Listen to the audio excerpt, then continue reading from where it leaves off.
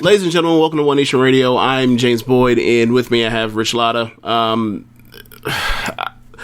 Full disclosure, we are restarting this episode all over again because my computer decided not to record like the first, 10, 15 minutes. What you say, Rich, in the show? I don't think it was 10 minutes. I'd probably say like 5 or 6. Okay, either way. Yeah. Look, 5 seconds is too fucking long on a week like this. Yeah. Yeah, man.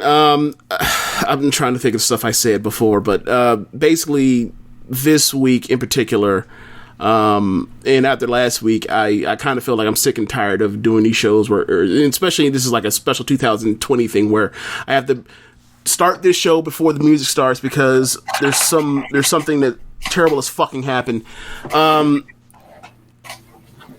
Okay, so due to a lot of different things ranging from high unemployment to just from quarantining to social distancing to 400 years of bullshit to this tipping point that was the murder of George Floyd. We are now here at this moment where the past few days we've lots of cities, over 100 cities throughout this country have some type of civil unrest, from peaceful protests to people flat out rioting to all sorts of on camera caught just abuse of power by police that are not trying to protect their citizens. They're trying to do whatever the fuck they think they're doing. And I'm very drained. I'm very tired. And at points I can't turn away from the TV or whatever screens in front of me and watch, feeling like I don't know what the future looks like. I don't know. Like, it's really weird. I don't even know where to start. Rich, what are your thoughts? This was one of the most difficult weeks in American history, flat out. And it's not over. I don't expect it to stop anytime soon. It was absolute, the actual murder of George Floyd was one of the more gripping ones that I've ever seen. And it's a shame that we have several of them to compare this to. Yeah. On the previous recording that we lost, it slipped my mind, but I said this is of the Eric Garner persuasion of Murder by Police, where they lay on top of you as you say you can't breathe and you just fade away. While they're on top of you and you're not resisting arrest and you're already detained and handcuffed or whatever. And the thing that really bothered me about this one was you not only had one cop there, you had several cops, and then you had this guy in the front, the Asian policeman, who was either frozen, who was either knew exactly what the hell was going on, and refused to look even to see, because he hears the guy yelling for his mother who died, and he's detaining the crowd in the front. And I know you would think that this trained officer who's gone through this boot camp, who's had however much time on the force that he's had, is able to move his head for 1 second and still be able to monitor whatever he has to monitor in front of him, right? Nah, it just looked like evil shepherding evil. And it was like, well, why can't this just happen to anybody? And George Floyd happened to be close with the basketball player Steven Jackson, who considered him like a brother. So this immediately began amplifying, even kind of without that, I would say. That just made it even bigger. So combined with, the coronavirus stuff, it's been a couple nights on Twitter where it's oh my God, they're burning the police station. And I can't really be upset about any of it. It's like, I understand, like, people are frustrated. People are tired of flat out America. Like, and, you know, James and I in our early 30s, I watched this video where there was a gentleman that was 31 years old, another gentleman who was 46 years old, and then a kid that was 16 years old, all kind of like yelling at each other. Like, you know, 16-year-old was furious, the 46-year-old was furious, and then the 31-year-old was like yelling at the 46-year-old, like, don't, like, it was just different levels of frustration from these three different generations that all kind of felt differently. And I guess how it relates, you know, to wrestling, there was like this spilled over into, you know, our little corner of the universe, for as insignificant as it is in a time like this. And but before we get to that, like, this is just like, I don't have the answers. I don't think we'll ever have the answers of why this is happening like this. I can't ever see it being fixed. It's just these outcries. I just hope someone hears them. Yeah. So I think for me, just watching it, all the stuff happening from just from the perspective of what to do and how to feel and thoughts that run through your mind and stuff like this, it's like, this ain't gonna be fixed in our lifetimes. We already knew that, but like, don't you just hate, like, this is one of those ones where you're like, I hate being proven right every single time. I hate being proven right every single time. Yeah, like,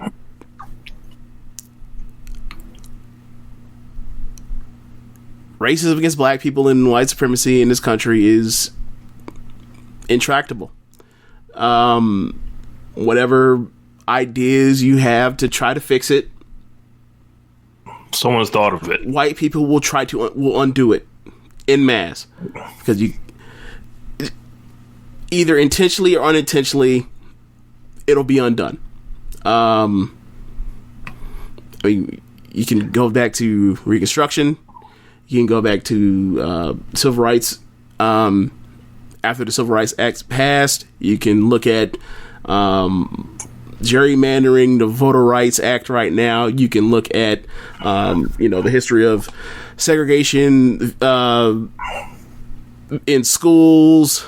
Or I'm sorry, they call it de facto segregation because it's not the schools that are segregated; it's the housing. And all the stuff that goes into housing.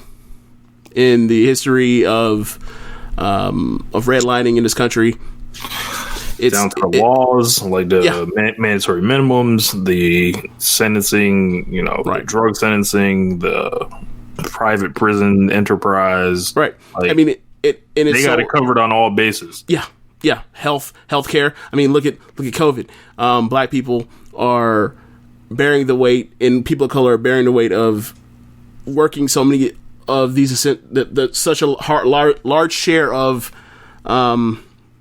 essential workforce, so they are coming into contact with COVID at a higher rate and are therefore getting sicker or getting more transmissions and dying at a higher rate. It's even in the air pollution, where, like, depending on what city you in, where they used to put black people, where they still put black people in, where they are, or where it is compared to where they have put industrial parts of the city at, like, it's, or if they put you by flooding or areas that can flood, it's everywhere. Flint still don't have water. It's been how many years? Flint still don't have good water. At least 5. Yeah. Okay. So, yeah, it just really sucks, and, like, I'm not really in the mood to hear, like, I appreciate the solidarity or whatever you want to call it, or your people's ability to want to carry the water for basic human rights, and that's cool that you want to do that, but, like, right now I don't really want to hear from anybody that wants to do that right now. Like, if you want to do that, cool. I don't feel like giving you a cookie or a pat on the back for you wanting to, you know, do what's right. I'm not interested in being a guilt soundboard. Like me neither. Like a couple years ago, I put a Facebook status up. I was like, a couple years ago, I would have tried to change people's minds or whatever on whatever is going on. I would have argued with people and like showed them every piece of data that, you know, I could instantly find to disprove whatever they're saying, and then just realize these people too far gone now. I don't have the energy for it. And frankly, you're not going to change nobody's minds neither. Right, because what I'm realizing is A, they don't care, and B, we're not talking about the same thing. Like, right. Because like we're talking about something that they won't admit. So, and you know, and ultimately when they hide behind everything else, like they're not really being authentic anyway. So, you know, it's like we know what you're really, you know, posting all this stuff for. Stop trying to dress it up, like. And well, I will say this: I believe some people I do believe there are well-meaning white people. Like, I'm not a person. You know, my point is ultimately, I've had enough. I feel like I've had enough of life experience, and I have seen enough of the macro on it, to know where a lot of people either stand or don't feel comfortable standing. Mm-hmm. And I mean, the Trump administration, these since 2016, like it's brought out a lot and put it in very clear terms for people to understand. Like, at this point, if I'm glad that you decided to have your come to Jesus moment in 2020, but like we've had years of this. We've had years of this now. As far as like, it's clear as day. And like, you look at those election results and you see that like every single you know, demographic that involves white people, college educated, high school educated, white women, white men, age, even divided by age, it all voted for Trump. Like, all the dog whistling, all of that stuff, all of the, you know, the complete disrespect of media, like, all of that stuff is showing its face right now, where you seeing like they're opening fire on fucking media. Yeah. Show you your credentials, it's all built up. Shoot at you with rubber bullets. Don't give a fuck. Yeah. It's like like we're in a like a post-fax world. We're in a world that's been set up essentially on misinformation, and once it's so strong and so powerful, it's like you almost can't even fight it with like the truth. So it's like, well, what do we do now? And it's just, you know, you hope, and I don't know, man. My hope is like run thin at this point. Yeah, I completely understand the lack of optimism. This is just like a shining example of, you know, this is what like people's work have like pointed to you for years, like whether it was Nicole Hannah-Jones or it was Ta-Nehisi Coates or if it was Jelani Cobb or, you know, anybody that does any like economic or social work on macro racism studies or whatever. It's just this was foretold. It never came out in this kind of way, and not in like, you know, 50 years or so, but here we are. And we mention all this other stuff because like the riots that are going on, they'd be like, well, this isn't about George Floyd anymore. Well, obviously not. You're right, it's not. Like, this is like I saw someone had a really good meme actually about it. It was like an iceberg, right? And on the top of that iceberg is George Floyd, and then everything else is like the last 400 years. Like, so, yeah. And like I mean, obviously this isn't pop off like this without us being in the middle of a pandemic. And think about like what this comes with, all these people not social distancing and what that means for the future, as far as transmission and outbreak in the coming months. Like, this is going to be a fucking disaster. So we're going to have even more people. They're going to eventually, I imagine, there's going to be restrictions again or not, but like there's going to be uptick, obviously. And what's going to happen when they start seeing people out? What's going to happen when they start police people that they see out in the street without masks? They already are targeting black people that don't have masks on more than white people. Yep. It was already happening for them. Now, after this, makes me not want to leave the house. Yeah, I could see that as a lot of people's conclusions. Yeah. We had a lot of people from the wrestling world chime in on this. Some having their own come to Jesus moment. Some sending stuff out that makes them look really bad, and some of it just like shocking. On a week when I anticipated coming on the show and talking about Doja Cat in the racial chat room showing feet. Oh my god! I'm gonna have to push that aside. And I logged on to Twitter. These are just some of the names that I collected a list.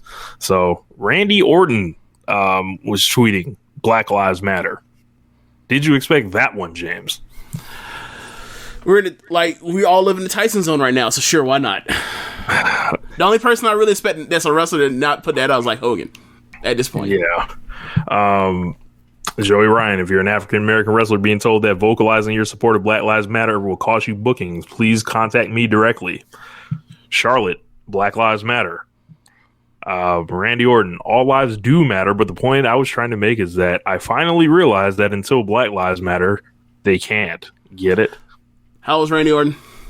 Randy Orton is 4 years old, James. Randy Orton is 40 years old, and it took him until 2020 after like probably like this the 24th video of someone getting murdered by the police for him to realize this, huh? Okay, cool. Alexa Bliss, Drake Maverick, Sonya Deville, Peyton Royce, the Mark Henry, Seth Rollins, Tucker, Cody, who got in some other stuff, which we'll talk about later. We have to talk about Brandy, don't we? We do. Great. The Roman Reigns sent something out.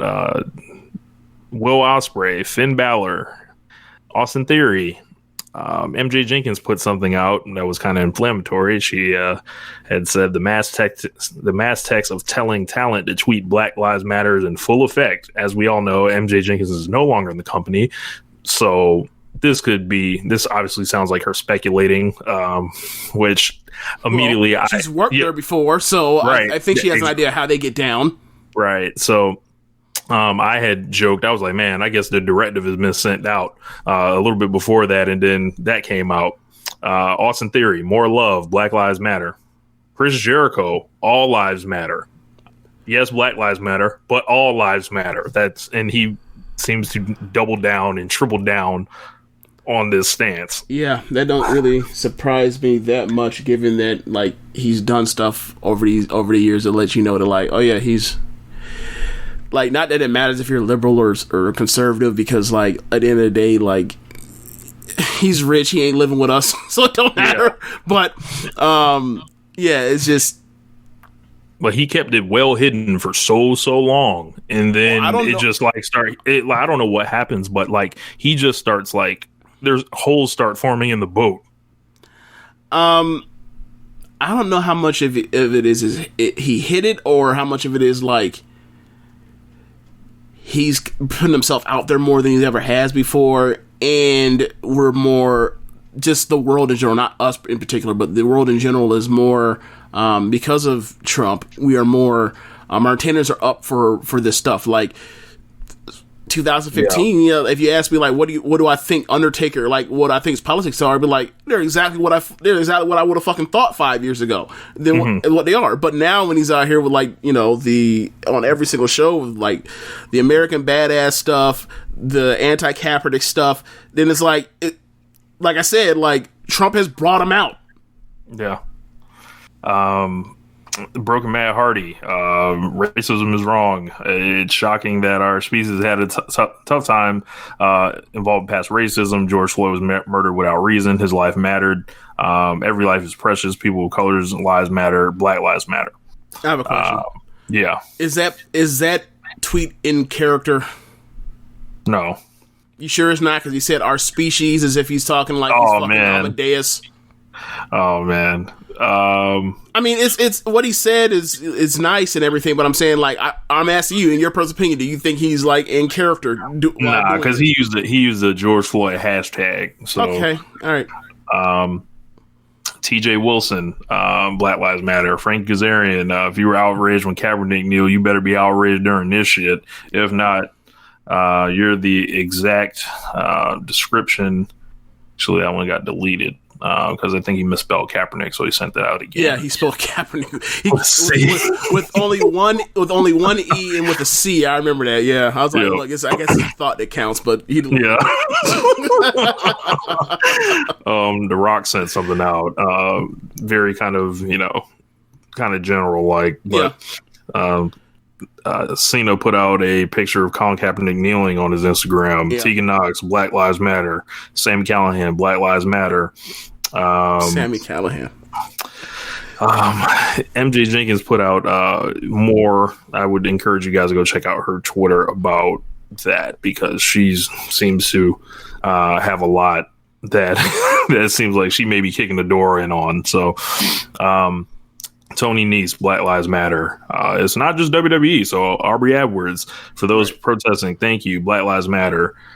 Chelsea Green, Black Lives Matter. Isla Dawn, Black Lives Matter, and she put a long message up with it as well. CM Punk, COINTELPRO, stay safe out there, everyone. Black Lives Matter. Hangman Page, any cowboy worth his salt knows Black Lives Matter. Dr. Britt Baker, Black Lives Matter. Jake Atlas, Black Lives Matter.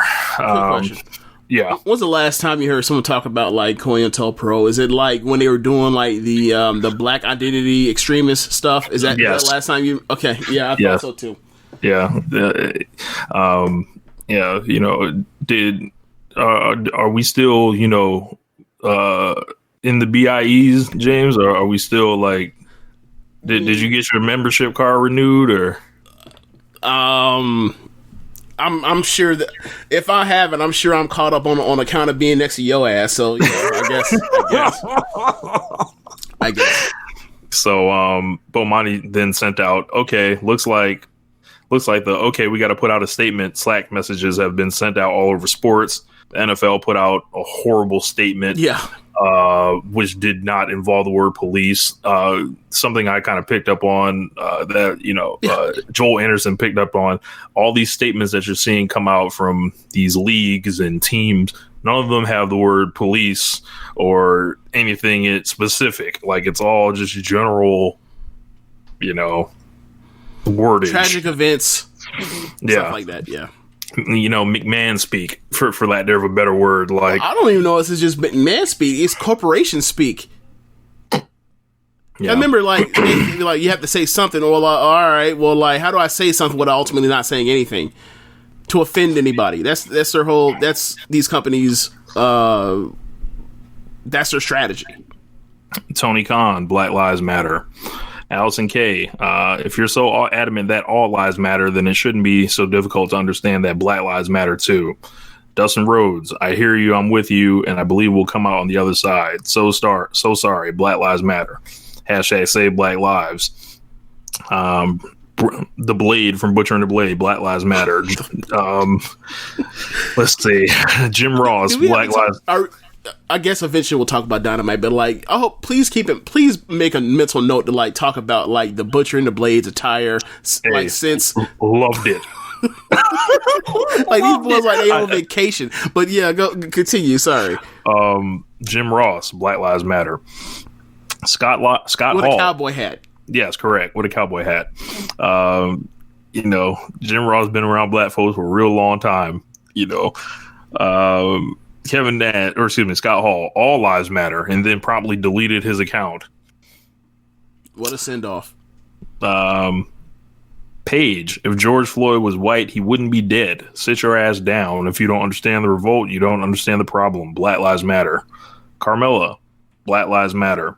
Mandy Rose, be safe, everyone. Black lives matter.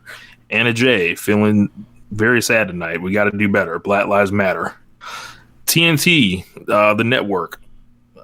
They said neither love nor terror makes one blind, indifference makes one blind. James Baldwin, we stand with our black colleagues, employees, fans, actors, storytellers, and all affected by senseless violence. Black lives matter. Chris Jericho, peace and love to all of us. So when you start hearing all this stuff about love and peace and like pray and all that stuff is like when I started hearing that, like my radar started going off. Like, when you send out that kind of stuff, or y'all need to get out in the streets and stop protesting, then like I feel like you've been better off just not. Yeah. Rhea Ripley, Black Lives Matter, with a couple different pictures. Brandy, she said, actions louder than words. I've donated, hope others will too. Black Lives Matter. Say Black Lives. Indy Hartwell, I understand I'll never understand, however I stand with you. Black Lives Matter. Dakota Kai, I stand with you. If you're unsure how to help or want to learn more, click the links below. Black Lives Matter. That's all I came up on, which was a lot, but a lot. And it's crazy. And there were people that were pressuring certain wrestlers to speak out. I believe Zelina Vega got in a situation like that, and it's like that. It feels so. And of course, I would be remiss if I didn't mention there was a situation with AJ Gray where he started going off on AEW about the lack of black wrestlers and using push black wrestlers, push black wrestlers, yeah. And he would never want to work there. And then this whole thing kind of felt all so like insignificant to me right now. I'm like, all right, man. Like it's absolutely valid, but like I mean, I'm kind of more attracted to what I'm seeing on CNN right now than that right now. Like, honestly, fuck wrestling right now. Yeah. So yeah, like, I mean, if we ever get back to wrestling, then yeah, sure, we could discuss that. But like, maybe, and this is a conversation that's been going on longer than AJ Gray since before he brought it up. We've been talking about it before AEW ever existed. So yeah, like, it's all those same circles. It's valid, but I'm not really too engaged with that part right now because I'm trying to see if, like, see how many people get fucking killed over this in the aftermath. Yeah. So some of those ones are really shocking. So the presence of this has just been so enormous, and I don't know, man. Is it like? You wonder if it was so much and so heavy-handed. You wonder if it's genuine. Then you wonder if it was a directive, as MJ Jenkins alluded to. I don't know, man. I don't know. I mean, if we're going to talk about the wrestling part, I think that it is interesting that, like, they have mobilized in their platforms in support of Black Lives Matter in a way that, like, you don't see in, like, other black, or mostly entertainment spaces that are dominated by black people. Like, it's kind of weird. Like, I mean, I saw a lot more wrestlers on my thing than tweeting that stuff throughout the past few days, and like NBA players, NFL players, baseball players in particular. I don't think I've seen a single one. It's amazing. Yeah, for like the last 50 years in baseball. Yeah. I mean, even in our childhood, I mean, like we would have had somebody. Look, I think Barry Bonds would have said something, but whatever. Yeah, it's just Gary Sheffield definitely would have said something. Oh my god. Yeah, but it's just in regards to the wrestling part is like it's interesting that like this is happening in wrestling. I don't know if it's because like wrestlers are more engaged than their counterparts in the other industries. I don't know. Do you think that may be it? I don't know. I just find it weird. Like I thought, like my initial thought was like, wow, there's a free clout grab going on right now. Could be, like, yeah. Like you put that out, you're gonna have a lot. Like, mind you, they're gonna get some shit back for it, but not nearly especially the amount. Randy Orton or Charlotte. Yeah. Well, I mean, I would say the one person I saw Charlotte and Randy. One person I was like, I'm waiting to see if they gonna tweet it, but I haven't heard any word. Like, where's Tessa Blanchard? I believe she's in Mexico. Wouldn't this be the shit? So there ain't no internet in Mexico. I know there's internet in Mexico. Yeah. So yeah, I don't know. There is. So she could have picked up some free clout on that. Like the clout is waiting to be had in that case. But yeah, it was shocking. So hopefully these people now remain consistent when it's not a trending thing, when it's not something that has people already like in an uproar. And hopefully, like, for me, like, it's not a thing of like, there's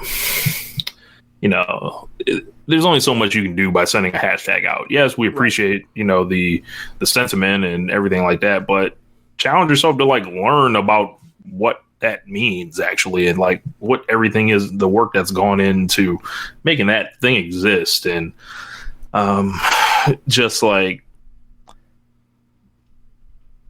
I don't know. I think they just need to make sure that it's coming from a real place and not a clout grab. That would be my take on it. Yeah, I agree. Yeah, this sucks. And do you want to talk about Brandy in that situation now? Fuck. All right, fine. Okay. So she put out something. I read it like once, so I'm trying to remember. I guess she was being pressured to speak out on something. Yeah. But then, like, she started going off on to how this whole situation is very difficult on her. And a lot of people took it as, hey, you've made this about you rather than, George Floyd or... She did. Like, her stuff is tantamount to... People were mean to me in school about me not being quote unquote black enough or how I talked, and I've held on to that for the rest of my life, which is like, you're supposed to, look, you went to college, you should have been over, I don't know what college she went to, but like, she should have been over that shit years ago. Whatever. Like, it's more of the stuff when he talks, I mean, we've all experienced the stuff about, whether or not your authenticity or your blackness, especially growing up and being awkward and growing up adolescent, trying to find yourself or your voice or what have you. She went to Michigan. Okay. Yeah, that don't help. So like, yeah, I definitely understand, feeling that way, but at a certain point you have to realize like, yeah, man, like kids are mean. And then go from there. Like everybody felt like they were picked on or bullied in school, even the kids that were doing the picking on and bullying. So yeah, like I don't think that's a thing that really happens that way. And also, she's a person that engages online a lot, and like it's the shits for a woman on social media, a woman that's famous on social media, and a black woman on. That's famous on social media. So like she has her Twitter absolutely sucks every single day. I know it does, but that doesn't change the fact that like what she's reading is not actual reality. She out here be replying to Stan accounts and shit. Like, yeah, stop. Like, you have to stop that because these people are not engaging from a they're not on the level. Like, they're trying to catch you slipping. They're trying to get you fucked up out here. Right, and I think that would do a lot of people we talked about how much of the amount of Black Lives Matter support that we saw from wrestlers this week is like, I believe that's a big reason why they think that like their fans hate them, or people don't actually like wrestling, they just want to bitch about stuff, is because they're so engaged with it compared to other people that are in entertainment. They just use it as a thing to put out their whatever. They have to actually, you know, be on Twitter to try to, you know, sell t-shirts or sell merch or whatever else and try to get themselves over. And the negative part of it is like you had to deal with like the shitty people more than like other people. Like LeBron James, he don't have to tweet again in his life if he don't want to. Damian Lillard, Russell Westbrook, Dwayne Wade, Kevin Garnett, Tim Duncan. I don't know if Tim even has Twitter, but you my point. Like Shea Gilgeous-Alexander, he never has to look at Twitter ever again. He's not, you know what I'm saying? Like, it is what it is. So, but that's not really a thing with yeah, bro. I don't think Tim Duncan has Twitter. Yeah, he may have had it once upon a time, but you get my point. Like, you know, you look at, like, even old timers have Twitter. Like, Foley has Twitter. He tweets out some really cool stuff and the stuff that he writes from time to time. Austin's on Twitter. Undertaker got on Twitter, right? Yeah. And that's part of the thing and reason why he got that 15-year contract. Because they're like, oh shit, he actually got on Twitter and he's going to do Starcast and all this kind of stuff. And they gave him a 15-year contract. Why does that remind me of like the Bret Hart contract in 1997? I thought you were going to say Andre.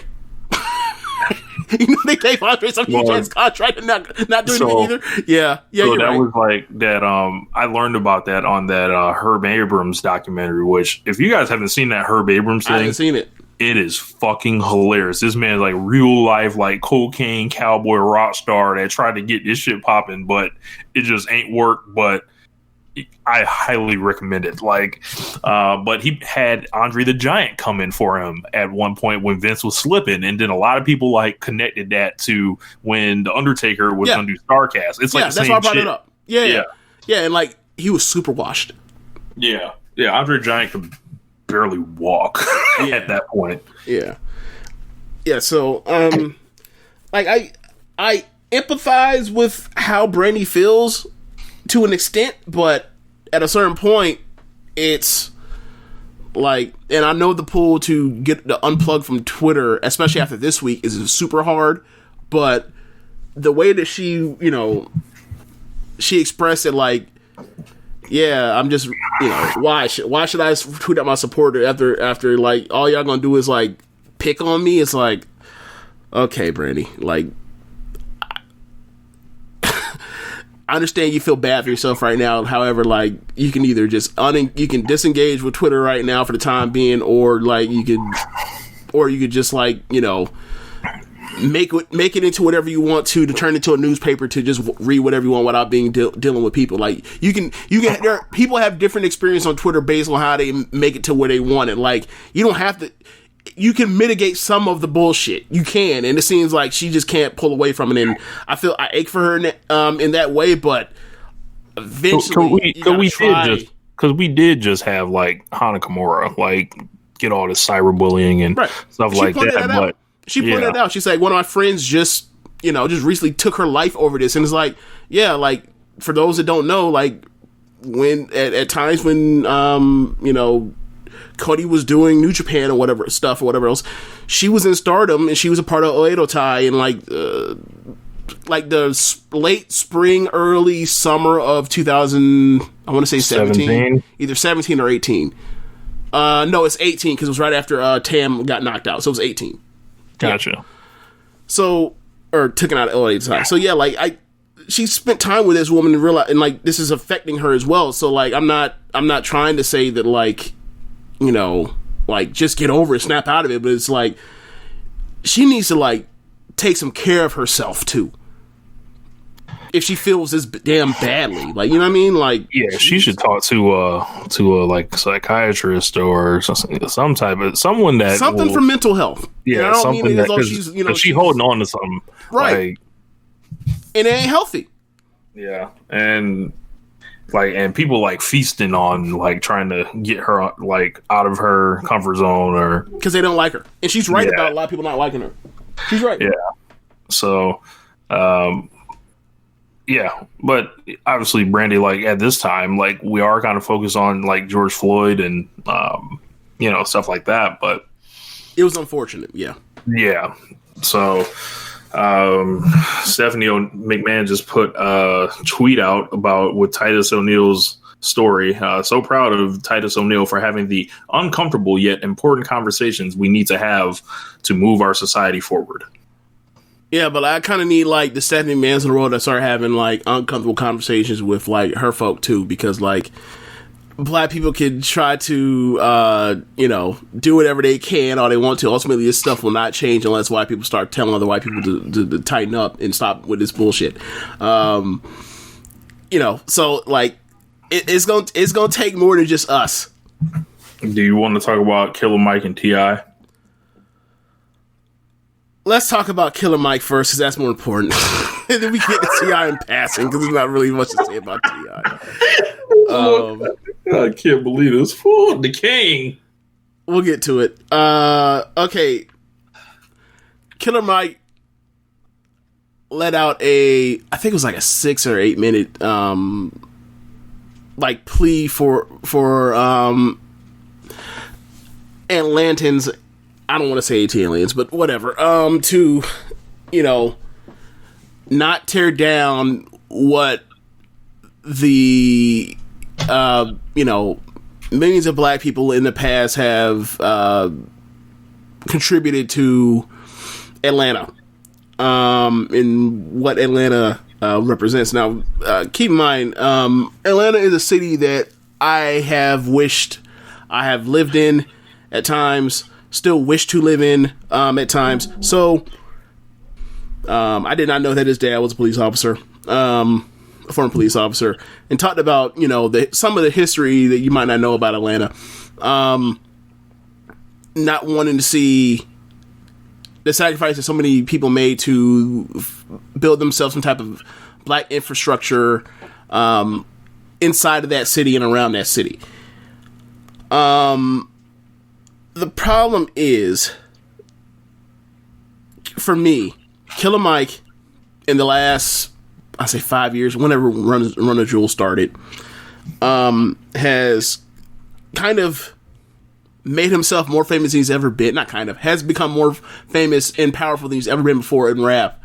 By one, becoming this old head ambassador type. He's big homie now. And also by doing Run the Jewels, was just kind of giving him this, this kind of reframing as this, he always was pro-Black, but like as a, almost like, but he's more of like seems like a revolutionary figure now in terms of, the Kanyes and the, Jay-Z's of rap right now, quite frankly. Well, it's easy to not be Kanye right now. Yeah, just don't be oh Lord, I said this on I forgot we were recording. Jesus fucking Christ. What's the time frame? I'm cutting that. 45 seconds. Yeah, I'm cutting that. Or I'm not gonna cut it, but I'll just I'll mute it or beep it or whatever. Yeah, so for him to ultimately at the end of the day say like, don't tear down these capitalist institutions that Black people have contributed in part built and own, as the capitalism that is like at the hands of Black people still hasn't saved any Black people, is what for me like kind of is like, it makes me feel icky, because like I understand the plea and he's so empathized with the people. But at the end of the day, like, your message shouldn't be at this point, you need to get out these streets. Like, I'm not here for listen to anybody talking about get out these streets at this point. Yeah, I'm as a person that myself is not going to be in these streets, but like, I'm not finna sit here and tell somebody don't go. No. Yeah, same. I'm not here for these, like, The Dream was another one putting out ridiculous shit. LL Cool J, like, and it was like, well, I don't really care about you having to protect your business interests. Especially Dream, because Dream basically laid bare, like, in the most unromantic or unimpassioned way, in the most selfish way. What he was saying is like, ain't all that shit insured anyway? Exactly. But the thing is, like, he said that stuff in a way to, like, you have no emotional appeal or appeal to anyone's sympathies right now when you say that. You're just being a selfish asshole right now, Dream. And it's like, well, whatever. I don't like that's how you feel, and you're just wrong. But like the one with Killer Mike was just a lot more. It was more complex and more something that something I empathize with, but ultimately I don't agree with. Whereas like Dream is like, fuck out of here, Dream. Killer Mike dressed it up in real sexy clothes, like almost everything you want to hear. It was like ear candy, and then like he was sneaking just a little bit through that wasn't like. I mean, I think I don't know. I can't speak for how Mike felt, but I will say that like it is a thing to say like. Wasn't a shirt he wearing, didn't it say kill your masters? Yeah. He's wearing a shirt that says kill your masters as he's saying get off these streets to protect his property. Amazing when you think about it like that. Yeah. Now T.I. on the other hand. Oh, Jesus Christ. Boy. Well, T.I.'s legacy undoing takes another lap. I never hear all the things T.I. said. I only heard one clip, and you know what the clip was. Yeah. Yes. That's what we hear. It was, this is Wakanda. This is sacred. You can't do this. And look, I understand. T.I. is a fucking movie, T.I. Right. Now, while he's wearing the most country looking shit, dude. Was that 3 or 4? I'm not sure because the pockets make it hard to figure out. Look, man. Was that 3 or 4 different flannel patterns? At least 3, probably 4. It's definitely 3. I'm wondering if it's 4 because of the pockets. Because the pockets, they switched up at some point. I can't put it tell. like this. It looks like he stole one of Hangman Page's shirts and popped that bitch on.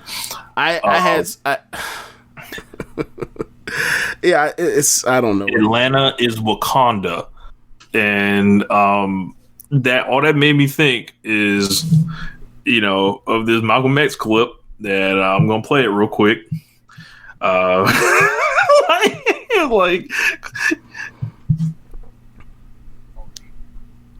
Horne. This included Dick Gregory. This included comedians, comics, trumpet players, baseball players. Show me in the white community where a comedian is a white leader. Show me in the white community where a singer is a white leader, or a dancer or a trumpet player is a white leader. These aren't leaders. These are puppets and clowns that have been set up over the white community and over the black community by the white community and have been made celebrities and usually say exactly what they know that the white man wants to hear, essentially. Okay. So, as far as T.I. is the best way I explain it is I throw him in that Jay-Z pile where like he is a ruthless capitalist. And of course he doesn't want the infrastructure to be broken down because he's high up on the infrastructure, right? Like it's cool that, he bought a bunch of, I can't remember how many years ago it was. This was like around the time they were like gentrifying like Little Vietnam in Atlanta, and I believe he was buying property at that point to try to keep affordable housing in that area for the people that are still from that area. And like, I appreciate that as a person that listened to T.I. all for the past the better part of 20 years. Or there's a person that rapped about the school to prison pipeline. There's a person that rapped about police brutality and profiling and the war on drugs and a lot of stuff that, he rapped about a lot more than just selling dope, believe it or not, folks. But at the end of the day, I only saw him as, I only saw him as a hustler, politically, a political hustler, right? Like when he was doing those songs like Rubber Band Man, or he was doing all these records with all these people that weren't from Atlanta, or he was doing like We Taking Over, and he talked about like shouting out all these different cities or whatever else. Like, that wasn't just because I've been there and I know folks there. Like, you know, when he always goes in and talks about like Cloverland, all that stuff at that time when he destroyed Flip during Down with the King. Like, that was strategic. Campaign. He knew what he was doing. Like, so this ain't no, like, T.I.'s not no dummy. He does a lot of dumb shit. He's not no dummy as far as coming to trying to, you know, make whatever work for him. Like, there's a reason why he's a multi-millionaire, right? But he has those shortcomings that he's a ruthless capitalist, and like he's baked into that structure, right? So like I just can't engage with him when it comes to this, because like I notice like this. I'm sure there is some you don't want to end up in the prison or whatever else, but there's also some like this also fucking up some of my bread, like. And I don't really, I really don't care about hearing from you in this situation. Like, and I especially don't want to hear from you after, like, I hear this impassioned plea that I actually believe from Killer Mike. But from T.I., just like, there's more campaigning. I know this campaigning. I've listened to you rap for 18 years. Yeah. When he said Atlanta is Wakanda, and then there's a lady in the background, which I believe is the police commissioner in Atlanta, and she's wearing a mask. And you can see her face just like... Oh, yeah, I didn't notice that. It's just like, I can't believe this man said this. Yeah. This is not a movie, Clifford. This is real life. Right. And it's also weird. He's like, you know, so much of like his best work is talking about like his rage and fury in the controversy and like the rage from like, you know, someone like Big Phil dying in his life. And it's like like Falant, bro, like I understand T.I. if you sat down and talked to him about this, I'm sure he would admit this. Like, think of all the records you put out talking about like you out here looking for Falant's killers and the rage you have. Like, George Floyd is somebody's Falant. Right. So, you know, for me, it's like, I can't, and you know that, and I've heard you rap about, like, the people that have been left behind and thrown away by the system. And you rap, you know, and, you know, talk about like, trying to embody a symbol of hope for those people. Like, in praying for help. Like, so, like, for me, it's like, it's so conflicting that like I know what your work is. I know what you've done. I know what people think of that dude is just a dude that only rapped about dope. Like, people talk about that he may be like, you know, obviously more successful like Southern Pusha T. But like, no, I know the work. And I know the heart that dude has. But at the end of the day, I know that like that dude is for self too. It's like, and is also like, it is for sale. So it's really, so for me, just like, this is like the most transparent it's ever been with T.I., right? And then like it's also been like a bad run for T.I. last like couple years with like the stuff with his you know, his daughter. It's I don't want to say it's sad because like he's successful as hell too, and people still respect him in his city, and that's what, you know, to him matters the most. But from the outside, as someone that, you know, that's one of my 3 favorite rappers of all time, it's like, yo, this is, I didn't know it was going to end like this. I didn't know it was going to last this long, but I didn't know it was going to last as long for it to like go on like this either. Yeah. Yeah. Rest in peace, George Floyd, which is all this kind of comes back to. Yeah. And you shouldn't have died this way, along with, you know, several others. And just, if you're out there and, you know, you're, you know, protesting, just make it home, you know, after. That's the only thing I can say. I'm not going to condemn you. Whatever you feel you need to do to express yourself, go ahead. Like, you're not about to have me saying, nah, don't, you know, don't use violence, don't loot, don't do, like, nah, man, you know, fuck it all up. Like, Like, some shit might have to get fucked up for it to destroy and rebuild. Yeah. Hopefully for something better. But, you know, this, I don't know. Yeah, I just, and Anonymous came back.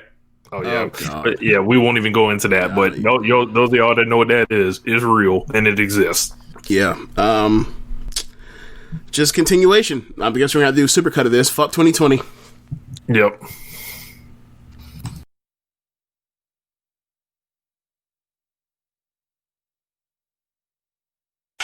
Are you tired of the same old pro wrestling? Then check out the amazing action on Powerslam.tv, the biggest indie pro wrestling channel in the world. Get over 4,000 hours of the best pro wrestling events from over 110 of the biggest names in the industry from over 15 countries around the globe. Get your free trial today at Powerslam.tv. This is Jordan Grace, and you're listening to the Social Suplex Podcast Network. BWB, this is One Nation Radio. You better get it right. Rich Latta, James Boyd came to give them life. The Blackest Wrestling Podcast has come to kick all ass and drop it 6 feet if they kicking trash. Word, let me welcome y'all to something different. And if you dig it, man, you should let some friends listen. We be getting it in, this on the regular, dude. Ravish and flow, but this shit rude. See, James don't rap, so I had to break it down. The whole network, man, we coming for the crown. Raps in the columns, I keep them both covered. Making the beats too, so the listeners can bump it.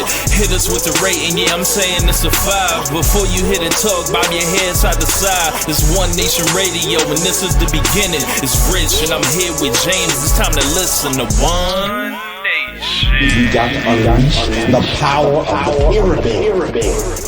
This is Mike Sempervive from WrestlingObserver.com. Check me out on Wrestling Observer Live every day. And also check out your boys, Rich and James, on One Nation Radio. This is Kenny Omega. We're listening to One Nation Radio. Check it out, guys. These guys know what's up. Big Kenny Omega fans, that's all that counts to me. Goodbye and good night.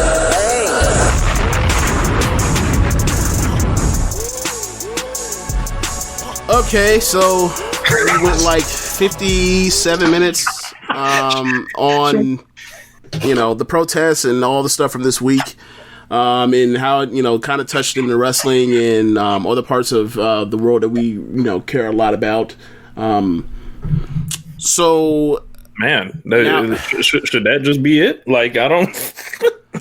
I mean, we can talk about stuff quickly because nothing really happened this week. We can talk about Dynamite. We can talk about NXT. Yeah. Anything else to talk about, really? Yeah, the hockey glass. Oh yeah. Yeah. So I got a Raw starts at 8 on Mondays, and I want to say like around 8:15. Wow, this week been so long. I forgot. I gave Monday Night Raw about 90 minutes of my life. I gave it 70 and I tapped out. Man. Yeah, I think you started at 8 because you saw that they were putting up the plexiglass. I think eventually I was alerted to it at like 8, probably like 8:10, probably like 10 minutes like into the show. I tuned in. I was like, wait, so you mean to tell me they have a plexiglass in like the barricade area looks like a hockey rink? All right, you have my curiosity. So I flipped the fucking show on, and I forgot what I don't even remember what I watched. Like this week's been so draining. I don't even know what I watched. Like I saw Andrade versus Apollo for the U.S. title. Apollo wins the title. I thought he cut a great babyface promo after the end. Showed some emotion in a way that like clearly felt like he was unscripted because I've seen him do scripted promos for a while now and he never comes off that well. So like clearly one of the if there's anything to take in a positive direction from all of major professional wrestling in America since this pandemic is that like fuck these promos, let these people talk from the heart, and you will get your good promos and the good stuff that you actually want without, you know, feeling the need to force feed people's lines. Because I think I kind of listed a few weeks ago about like there were like 20 people that deserve like some type of credit of being having notably good promos, not one but two or more throughout this year. At a time when like you go to last year, it wasn't no damn 20 people that had this many, notable promos that I could point out. So, that's like the only real good thing, the only like positive you can really pull out from this era of empty arena. But the number one thing I'd pull out right now, honestly. But yeah, what do you think of the match, Rich? With Apollo and Andrade? It was kind of hard. It was kind of hard to pay attention to. I thought it was like a pretty decent match. I was shocked that he won, and I'm like, wow. So like when Apollo, whenever they cut his legs off, because they will, and say, Lord forbid, he ends up out of WWE. This will be what people point to. Oh, he won the United States Championship.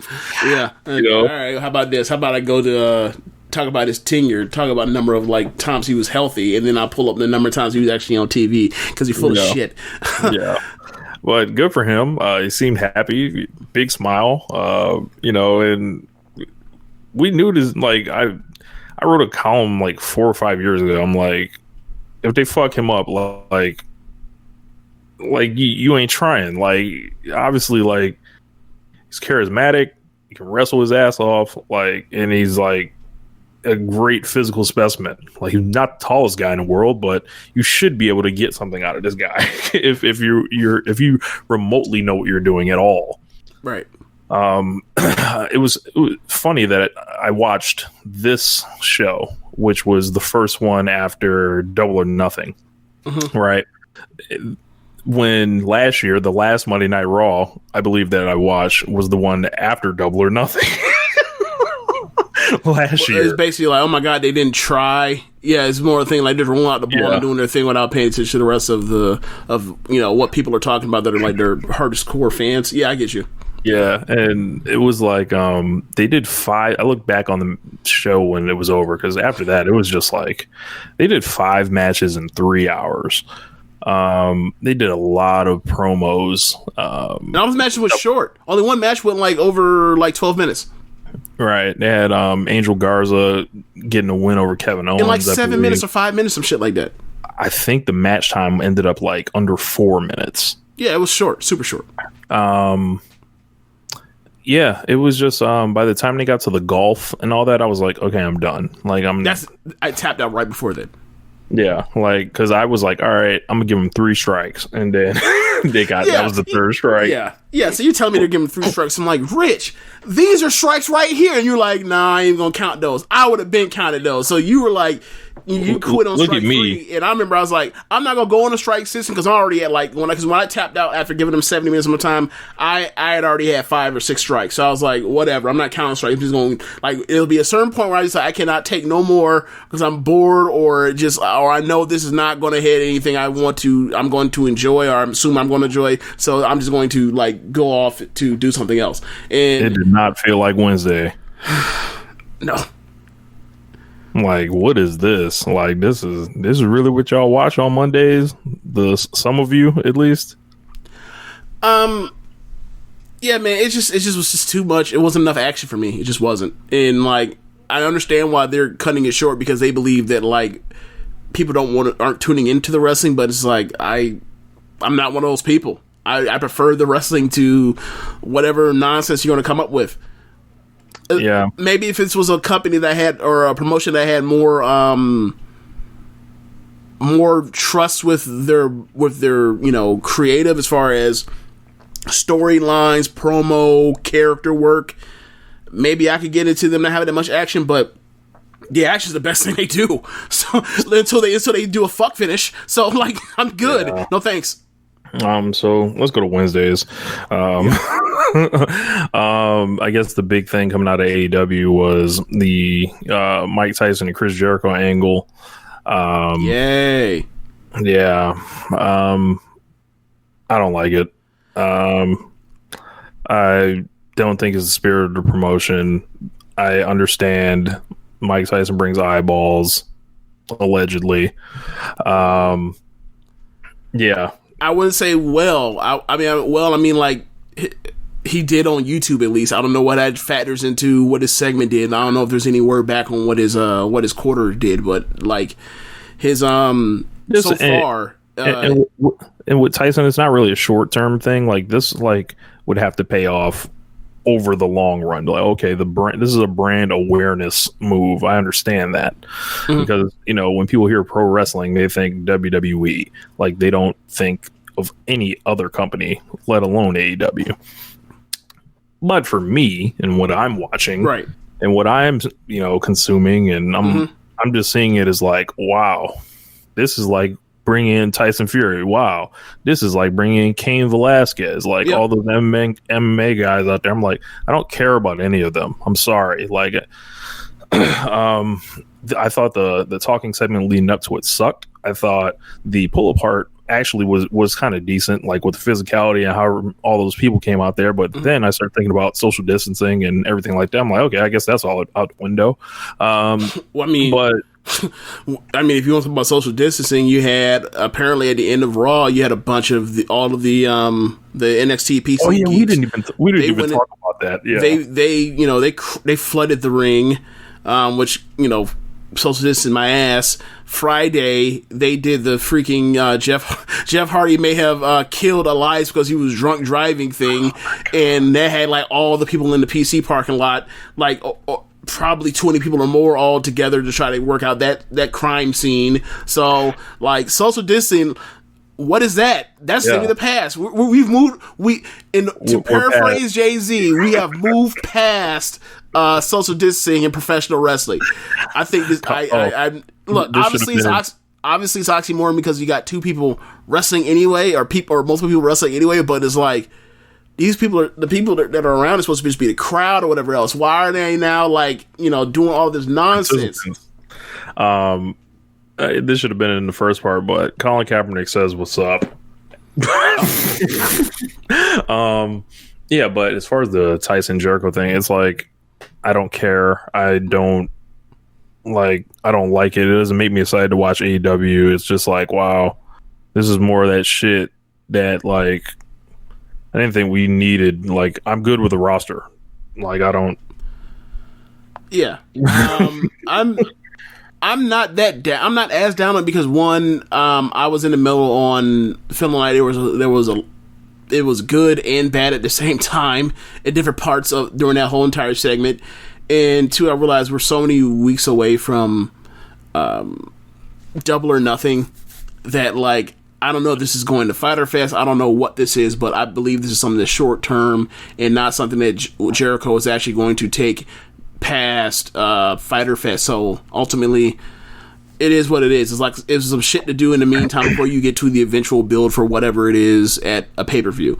If I'm wrong on that, then like I'll change my tune. But like I don't. AEW has enough credibility with me for me not to think that like this is where they're headed. And also, it's like it reminds me so much of the Austin Tyson stuff from '98. It also reminds me that, like, oh yeah, like Jericho is doing a AEW feud about him being basically big leagued by Tyson in some guest anonymous GM thing from WWE in like a decade ago. It's like. Where Ryan Satin was on Twitter immediately talking about just putting out them disingenuous, What do you say? Just putting out the, how do you feel about AEW doing a WWE angle 10 years later? Thoughts? Like one of those. Well, I don't want to go as far as him, but it's just like I just think that how I think of it as, oh, this is Austin and this is recreating, this is trying to go for the Austin and in Tyson stuff, and also anything like, oh yeah, like the reason why he wants a piece of his ass, to quote Austin, is because of what happened in WWE, and I'm just like, I've seen worse, but like I'm not in love with it. And another thing for me is like, I don't think they utilize the UFC guys. Like Cejudo, like fucking wrecked the dude at UFC 249, like the one they just did. Did you know Rashad Evans was out there? I didn't see him. Yeah, he was the black guy in the front. He has a different hairstyle now. I didn't see him. Braids. Oh, so if I saw him, I would recognize him. I know what he looks like. But like Cejudo is like, he fucking wrecked the dude. Like he should be somebody he should be putting in the front lines next to Tyson, not like the dude with the fucking. What was the dude with the eye? What was that? The fucking gooch. That shit looked terrible. The what? His name's the what? The gooch. The gooch. Do you know what a gooch is? Gooch is his last name. Do you know what a gooch is? I only know what Gucci Mane is. Do you know what a taint is? Oh my God. That's another word. That is another word for a taint. His name is Mickey Gooch. That's unfortunate. Yeah, so like he puts on like the paint and it just looks like cartoon shit. Is he a wrestler or? No, he's an actor. He's an actor. Correct. So he came out here playing this shit for giggles, essentially. That's what it felt like. I mean, to be honest, like part of it, one of the reasons why like the whole talking part of it sucked was because Tyson was selling the shit as it was a gag.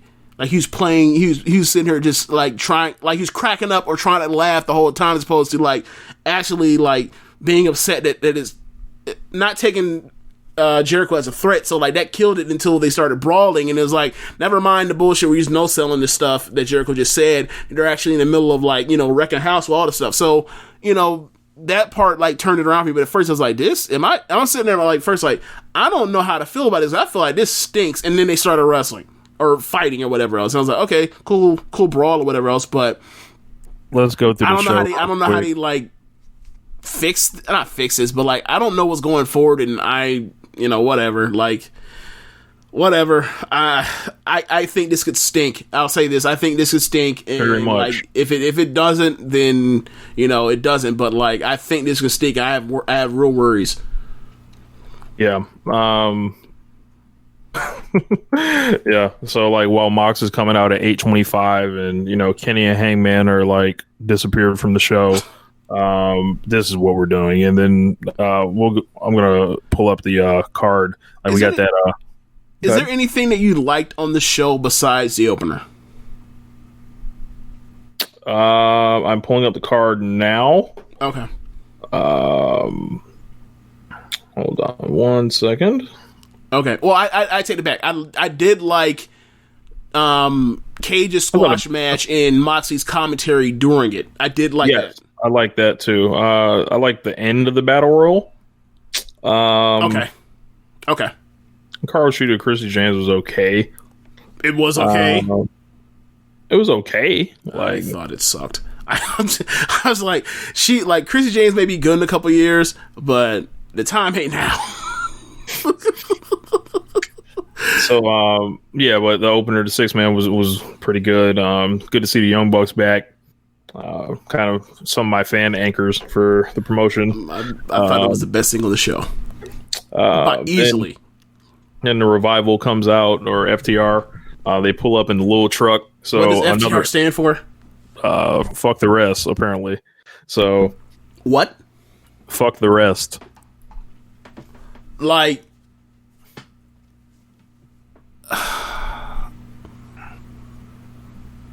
whatever. So they pull up in the little truck, the little old school truck, and it kind of comes off cool. But then you remember Cody Rhodes stole that angle too. So they didn't crash or nothing though. No, they didn't crash. 5 feet out, but yeah, and it stopped. Yeah, like we'll get to it. But tell me, NYPD pushed a barricade with people on it further than Cody pushed with his truck into that little platform. See, I just thought about that just now. Butcher and the Blade were ringside. They got involved during the match. They caught a super kick and then they jumped all white. So looking like they got it for the low. Skinnies, look, skinny jeans, tight shirts, looking like they had the Butcher out there looking like Andrew WK. Google it, Rich. That's funny. But yeah, I don't know. I kind of like this look for the Butcher and the Blade. I don't know what's going on. Like, especially now that you got the bunny over there, like I fucking QT. Like, I don't know what's going on. Like, is this a setup? Is this just a distraction? Was there like a real life like breakup between the Blade and the bunny, and now like that's all? We are now basically Penelope and Kip Sabian in this thing where we're splitting them off onto something else because it's something to do. I don't know. I don't know. Yeah, I'm not sure. Yeah. It just kind of started on Twitter, and then I was like, "What the fuck are you doing, QT?" And then I found out it was work. When AEW Dark came, I'm like, "Oh, okay." And then like she walked out eating the QT apple with his gimmick or whatever, eating the apple, and then he can't take his eyes off of her. And then during Cody's promo later on, he's ignoring Cody and looking at her, and he's like, "Yeah, fake cheering." And Brandy is talking about, look at Cody, and he's like, "Nah, I'm over here." Like, which I can't blame QT for that. Rather than listen to one of them Cody promos. Okay. Oh yeah, Cody's promo. I forgot. Cody's promo says something that I just like, what? I thought it. He says something about like nepotism, about it not being true with him. I'm like, bro, like, why is he insulting me like this? Yeah, like, he insulted intelligence with that. It was like nigga, like I believe it was Everything Elite might have said this. It was like, this man's acting like he's fucking B Rabbit in 8 Mile. He's gonna say everything you think about him, and it's like, this is his promo style. He's gonna say everything you think about him, like right there, and then try to flip it and make you seem like you're the crazy one. But that would make sense if he was like actually like cutting a promo against some particular opponent right now at this moment in time. There was nobody. He was just talking to the audience. Like, and then he's talking about his little insider shooty WWE comments. Like, I thought this promo was horrible. Yeah, he did say that. He said they love me in Boston, and then it was so funny because Tom was like, "I'm from Boston," and he's like, did something out, did like a head shake. I was like, "Damn!" Like, yeah, I thought this wasn't like. Yeah, I thought it was a rare at this point from a promo perspective with Cody. I thought this was a rare miss in the last. Was it been almost like 7 months with Cody? Or it was actually more than 7 months, more like closer to 8 months with Cody. Like, it was one of the rare misses for him with a promo. I just thought like it hit a lot of wrong notes. That's all. Delivery was fine, all the other stuff. Cody is, masterful when it comes to that, but like it just hit on the wrong like content for me. Yeah, and he reveals that he is doing the Cody Rhodes TNT Championship Open Challenge. Oh my god. Yeah. So I'm sorry. So check this out, Rich. Do you know who also opened up a open challenge weekly on like basically at the same exact time on TV? Actually, probably before Cody actually did. Johnny Gargano. Yep. I found out about that today. I watched NXT today, and I was like, "Are you kidding me?"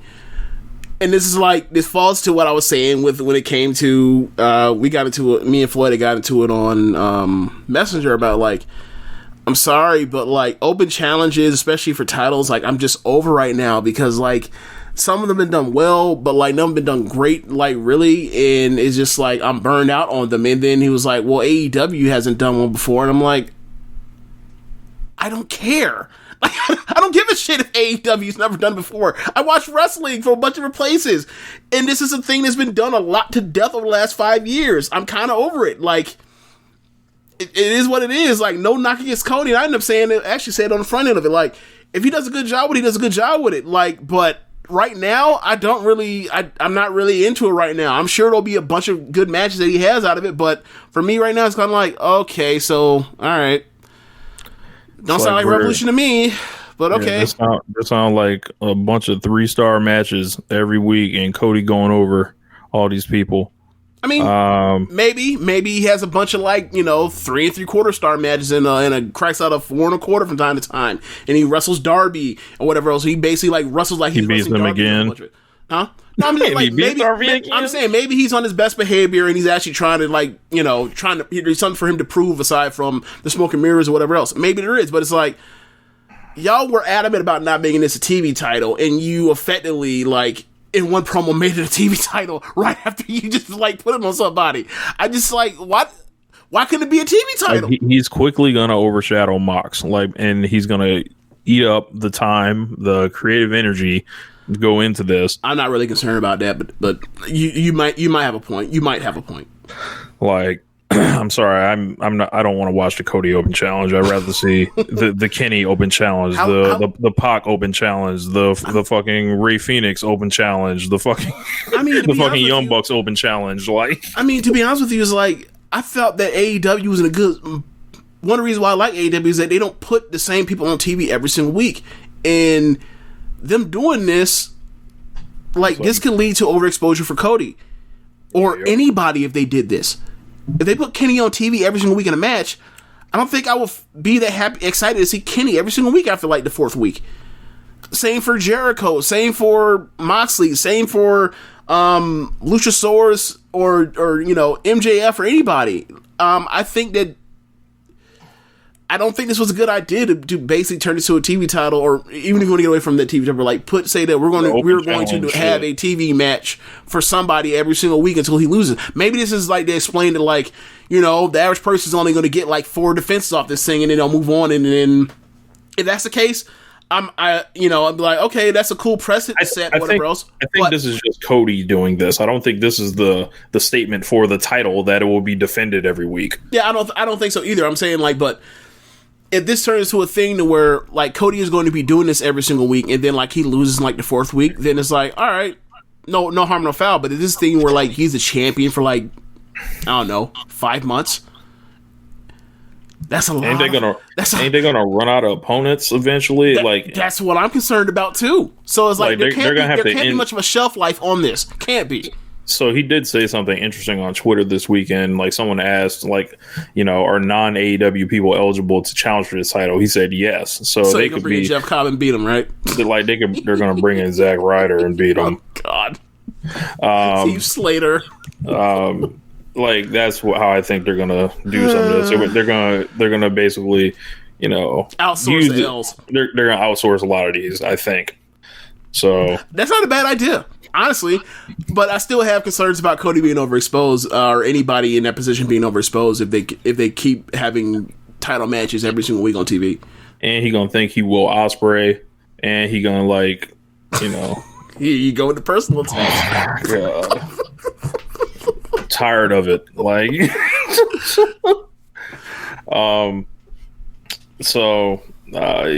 Jimmy Havoc and Kip Sabian are going to take on Kenny and Hangman for the belts next week. Yeah. Winners get the best frids. Yeah, why do you think they pinned... okay, 2 things. They teased... They're breaking up SCU. Right. Did anything in that match happen that will lead you to believe that, like, that played off of what happened at Double or Nothing on Saturday? No, the only thing I could kind of pick up was like both of those guys looked very frustrated during the match, and it felt like they were not on the same page. Okay, but there was no malfunction at the junction. No obvious like right. Like monkey flip somebody into somebody. It's nothing like that. Okay. Monkey flip Thatcher and Riddle. But Brian Cage looked, as you mentioned, he looked fucking great in that squash. And dude, Taz, Moxley.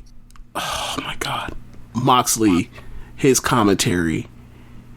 He seemed like he really gave a fuck on doing commentary and putting Cage over, and it was a good job. And like the Taz stuff as well. Like I think that like this is going to be a good program. I really do.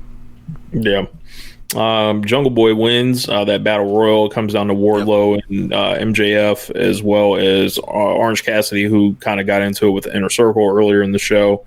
Looks like they may be headed to a Cassidy and Jericho match, maybe at Fyter Fest, before they get Tyson for All Out. So when like Cassidy beats Sammy, will you be upset? No, because Orange Cassidy is a star, and one that like is doing like well, like as far as like when I was looking through those YouTube numbers to try to see like where the Tyson Jericho segment ranked, like I kept looking, I was like, yo, like Orange Cassidy like segments and matches like do as well as like everybody, just about everybody in the Elite shit too. It was like, yo, all right. Like I ain't got no like I thought he was doing well anyway, but it's like he's doing a lot better than I thought. It's like, when people were I saw someone make a joke about how a few weeks ago we were talking about the 4 horsemen, like the 4 pillars, like, like we were making that joke, and after last weekend's pay-per-view, we were talking about, like, you know, Darby and Sammy and MJF and Jungle Boy. Like, that could be the four pillars of not NXT, but AEW. And I saw one that said, like, four pillars, and it had, like, those four guys, except no Darby, but Orange Cassidy. And I was like, y'all don't thought Darby? All right, like, Orange Cassidy's 35, but whatever. Yeah. What else? Oh, but it's Sammy. I think they do need to make sure they're showcasing Sammy Guevara and, like, just not beating him down forever and having him be a geek. Have him win some good matches, like, at some point, rather soon. They did start teasing, like, an MJF and Wardlow thing, like everything else that has to do with MJF. It's coming entirely too fast. Like, they rushed the turn, they rushed the the pairing, the teasing of the pairing. Like, I would have still had MJF with Cody. It was my promotion. Like, I would have probably started putting that in place, like, at Double or Nothing, maybe. But you know, MJF, they've got him on the fast track. Like I mentioned before, he's really good. And I would assume not but for what? I mean, like, what do you think is, like, the destination that they're trying to get to with him? To have, like, a 24, 25-year-old world champion that's, like, quote unquote homegrown, or eventually something is coming with Cody. I can imagine that. And the funny thing is, he teased you're the TNT champion. Like, I have a perfect record or I have some type of great record in 2020, yet I have no title matches. As if, like, somebody that is influencing the booking is fucking with me, which is kind of similar because now, like, he is now the 2020 version of Pac. From like the end of last year, was like, look at his record. Why can't this man get a title match? Why do you keep fucking with me? I want to see Pac in a title match. But yeah, so I thought that was a nice teaser. Like, oh, are they really going to that fast? I would have waited a little bit, but all right, whatever. With the introduction to the second belt, so I came up with this whole scenario in the thread. I don't know if you saw it, where Cody now he's going to be positioning himself as this fighting champion every week that's going to stack up, and, you know, he would think the belt would feel prestigious, like, you know, after X amount of wins, I know what you're about to say. So eventually MJF, you know, being undefeated, eventually somehow comes up on a world title, and then from there the fuck shit starts, like, where he's on that bullshit, like, in matches or whatever. He's Jay White in this shit all the way, like, and he's going over a bunch of people, like a bunch of favorites or whatever, and just getting people furious. But at the same time, Cody's the TNT champion, being pure and all this other shit. And then out of nowhere, a conversation will start to arise. Who's the real champion? Who's got the belt that's on top? And then MJF's like, well, there's going to be only one way I can prove myself. I got to allow this motherfucker to challenge for the belt, and everyone's going to be dying for it or whatever. And then that's how Cody eventually wins the world title, and maybe he has to forfeit the TNT title to face MJF or something. I don't know. So there's actual stakes. I get you.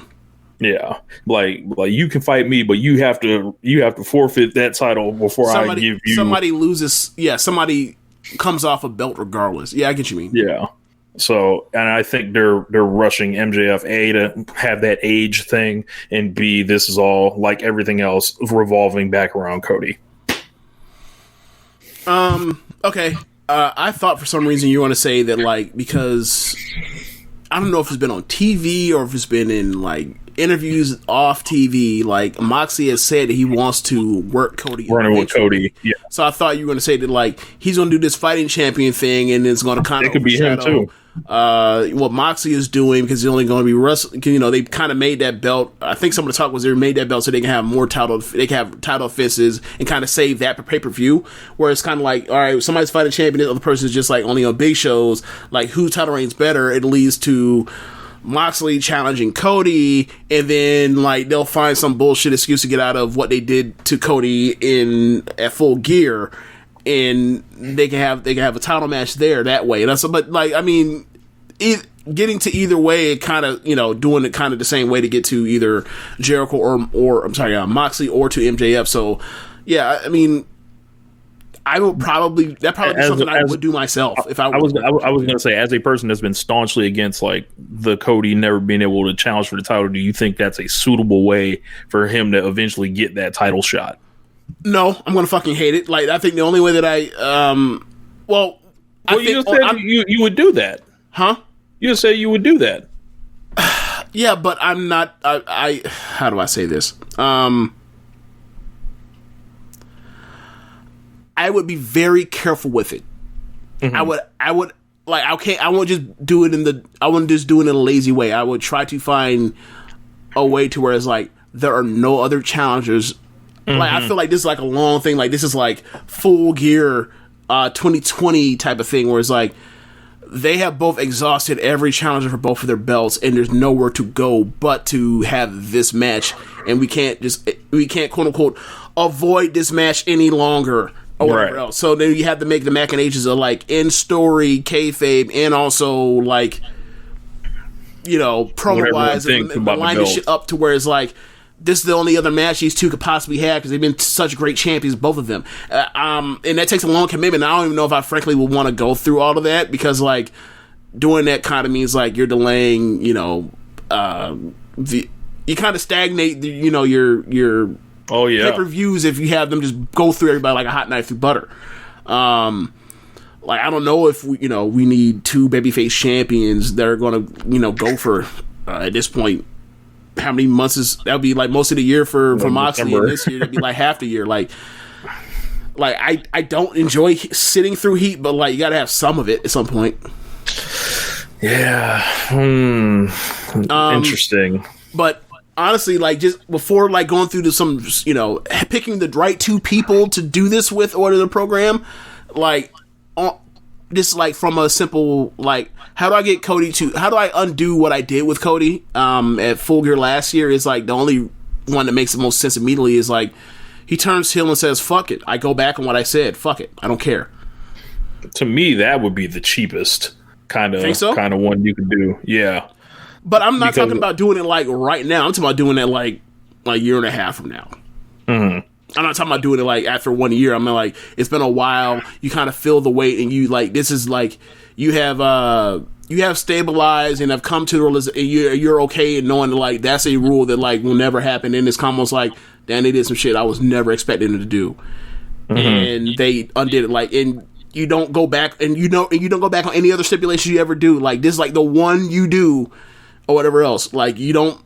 This is like the one time, and it's because like this person has completely changed his whole mindset. He hates everybody. He's an asshole. He's showing his true colors. Blah blah blah blah. Like, and he's a top heel in the company at this point in time. I don't mean like, you know, just do it like, you know, undo it like a year from now. No. Don't fire Johnny Gargano and then have him fucking win his fucking job back like a month later. No, I'm not talking about that. No Triple H. I really feel like they're gonna get MJF into this at one point to try to get him that Jay White IWGP title reign while they're super young and whatever. I can see it. And eventually he can hand that shit to the guy that he basically took that ability from or whatever. But yeah, that was pretty much Dynamite. You know, we talked about Tyson and shit, and you know they got a all right lineup next week. They got Jungle Boy against Cody. So Jungle Boy is first up to to take a crossroads, or whatever the hell Cody will pin him with or submit him with. Tag title match next week. Right. What do you think about this Bucks revival thing? Like, because they didn't attack them, they walked out. Yeah, like it was awkward because it was like, I see what they were going for. They were going for like they showed up, they're teasing like they're going to beat them down because you know they've been slandering them for promo for years now, and then they basically protect them.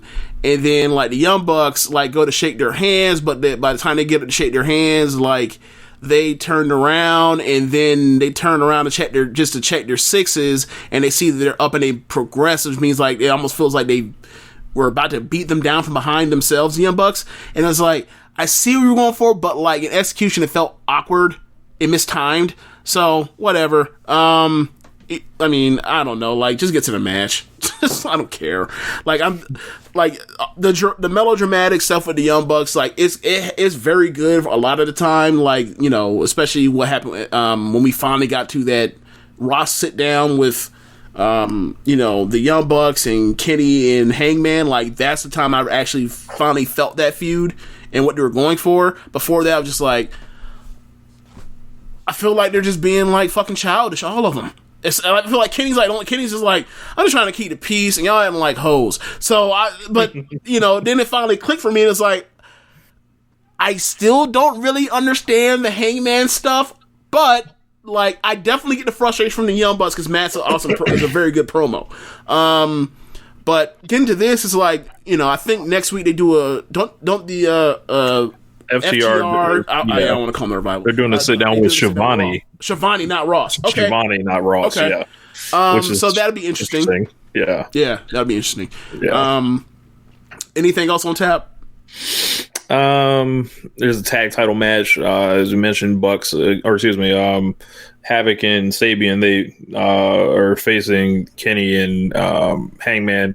This might be like a thank you guys for showing up to the you know, pandemic title shot, as well as, you know, they've also been doing solid in the ratings, like Penelope and Kip. You know, the big draw. And Kip, or is it Penelope? I don't know. I mean, they out there together, but I think it's, you know, I think, you know, he's probably benefiting a little bit from her. So, the Hikaru Shida, Chrissy James match like added like 67,000 viewers. So, that was like I don't know why. It was a good sign. It's a good sign, but match, I don't care. Like the viewership, like that's cool. People like, I'm glad that people like are gravitating to Shida now, because like she has been the workhorse for this division. So I'm glad like that's paying off. But like they like for her to win the title in that way on Saturday, and then for her to like a few days later to have to struggle with this woman we don't know. And I understand this is supposed to be like the female version of the Alan Eagles Omega thing, but like Chrissy James is not the Alan Eagles equivalent. She was not good at all. Like I honestly think that Shida could have had a better match with a broom, and I'm not saying that to be funny. I saw Sakasa Fujimoto have an empty arena match with a broom a couple weeks ago. I think Shida could have a better match with a broom. Damn. So, you know, I thought for the fact that it went like 5-6 minutes, I thought like that couldn't have been what they were actually going for. I think they were trying to do the Alan Eagles thing, but like Chrissy James just couldn't make it happen. Yeah, that's pretty much it on the show. My dog Lee Johnson was on the show, but you know, but NXT had something to say. I did not get to watch it, but I probably will be watching it after the Fight Pit. I hear it was awesome. Talking about NXT? Yeah. It got awesome. At the beginning, it was not. At the beginning, it was. We can talk about NXT in a second. I'm trying to find this Christy James shoot thing I saw that was cut up on the internet on YouTube and was taken off of. It was cut off of a Botchamania. Trying to find it. Just bear with me. Gotcha. Oh, I remember what it is. Yeah, so Christy James on like a Wrestle Circus show. And she's wrestling Rachel Ellering. Mm-hmm. And, like, they're having all these malfunctions on who's whipping who to where and stuff. And then eventually, they just have basically a standoff in the middle of the ring in front of the ref. And then the crowd is like, what the fuck's going on? And, like, you see that, like, Matthew has pointed out that, like, Chrissy James thinks that, like, Rachel Ellering is going to shoot on her. So Rachel Ellery's like, how do I convince somebody I'm not trying to shoot on them right in the middle of a match? So she gets on her knees and sticks her hands out. I was like, I'm giving you my body. Like, this is not no bullshit. Like, I'm not trying to do this with you, Christy. So eventually they basically they do like one other spot, then basically somebody gets pinned. I think Chrissy James pins Rachel Ellering, and then Ellering just like rolls out the ring and just walks the fuck away. Just like, I can't. You can see the disgust on her. Just like, I can't believe this fucking dummy thought that I was trying to shoot on her. Yeah, I'll send you the link on it. Maybe I'll also link it in the description for those. But they want to see it. But like, I just watched this. I'm like, I saw that match, and then, I saw the Sheeta match, and then I saw that the other day, and I was like, I know it's a small sample size, but this is not bode well. She think people are trying to shoot her.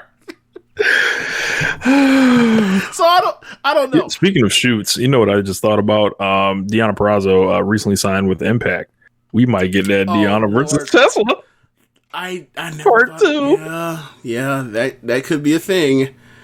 That could be the reason why she went there. To be like, we could tease that y'all was out here chopping the shit out of each other. Yeah, we can work this and cracking each other with big forearms for real. Maybe, I don't know. But as far as NXT, I gotta say, like, as far as the in-ring product, like, what was that 4 weeks ago? Was that 4 weeks ago when I like lost my mind? I lost my shit on NXT about like they have no fucking direction. I don't know what they're doing when they when they had double fuck finish title matches. Is that 4 weeks ago? Something like that, yeah. All right. Ever since then, like NXT in the ring wise has had a better show than AEW every single week since then. So I think that's 3 weeks in a row, either 2 or 3 weeks in a row. I can't remember.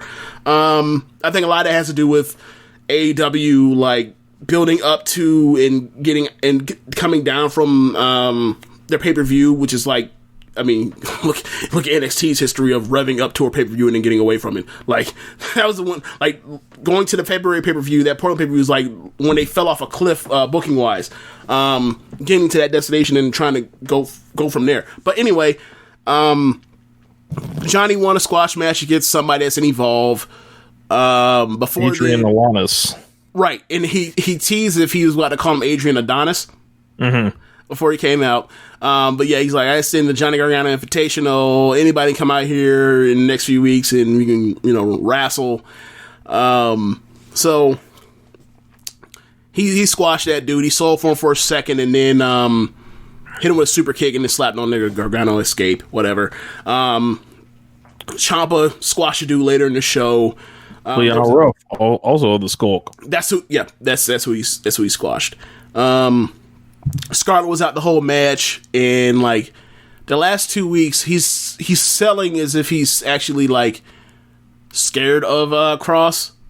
So I don't know how it's going to play out into the match, but that's how they're playing. That don't sound like the daddy I know. Right, the fucking killer, psycho killer, scared. Okay, he's doing it very subtly in a way that, like, if there's a main roster, he, eyes bugged out, he might be full Seth Rollins crying in the corner for all we know, but, God. That's not happening.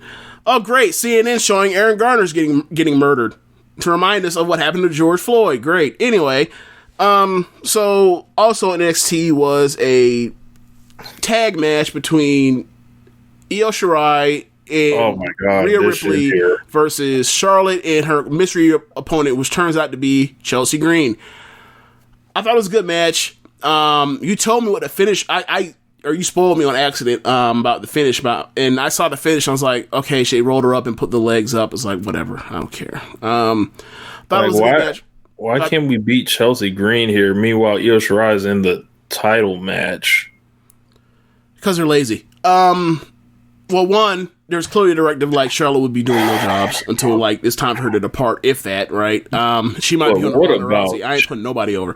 What about Chelsea? Like, why? They're trying to bring up Chelsea. They're trying to get her up and running. Like, they're trying to throw her. Okay, so right now there's like she might be going up to the main roster. Like, I don't think so, because maybe I don't know. Like, they didn't separated her act. Like that. Robert Stone shit is finished. Wait, what? No, they didn't. Yeah, they did it on Twitter. Oh, on Twitter. Okay, well, I didn't know about that. She fired the Robert Stone guy or whatever.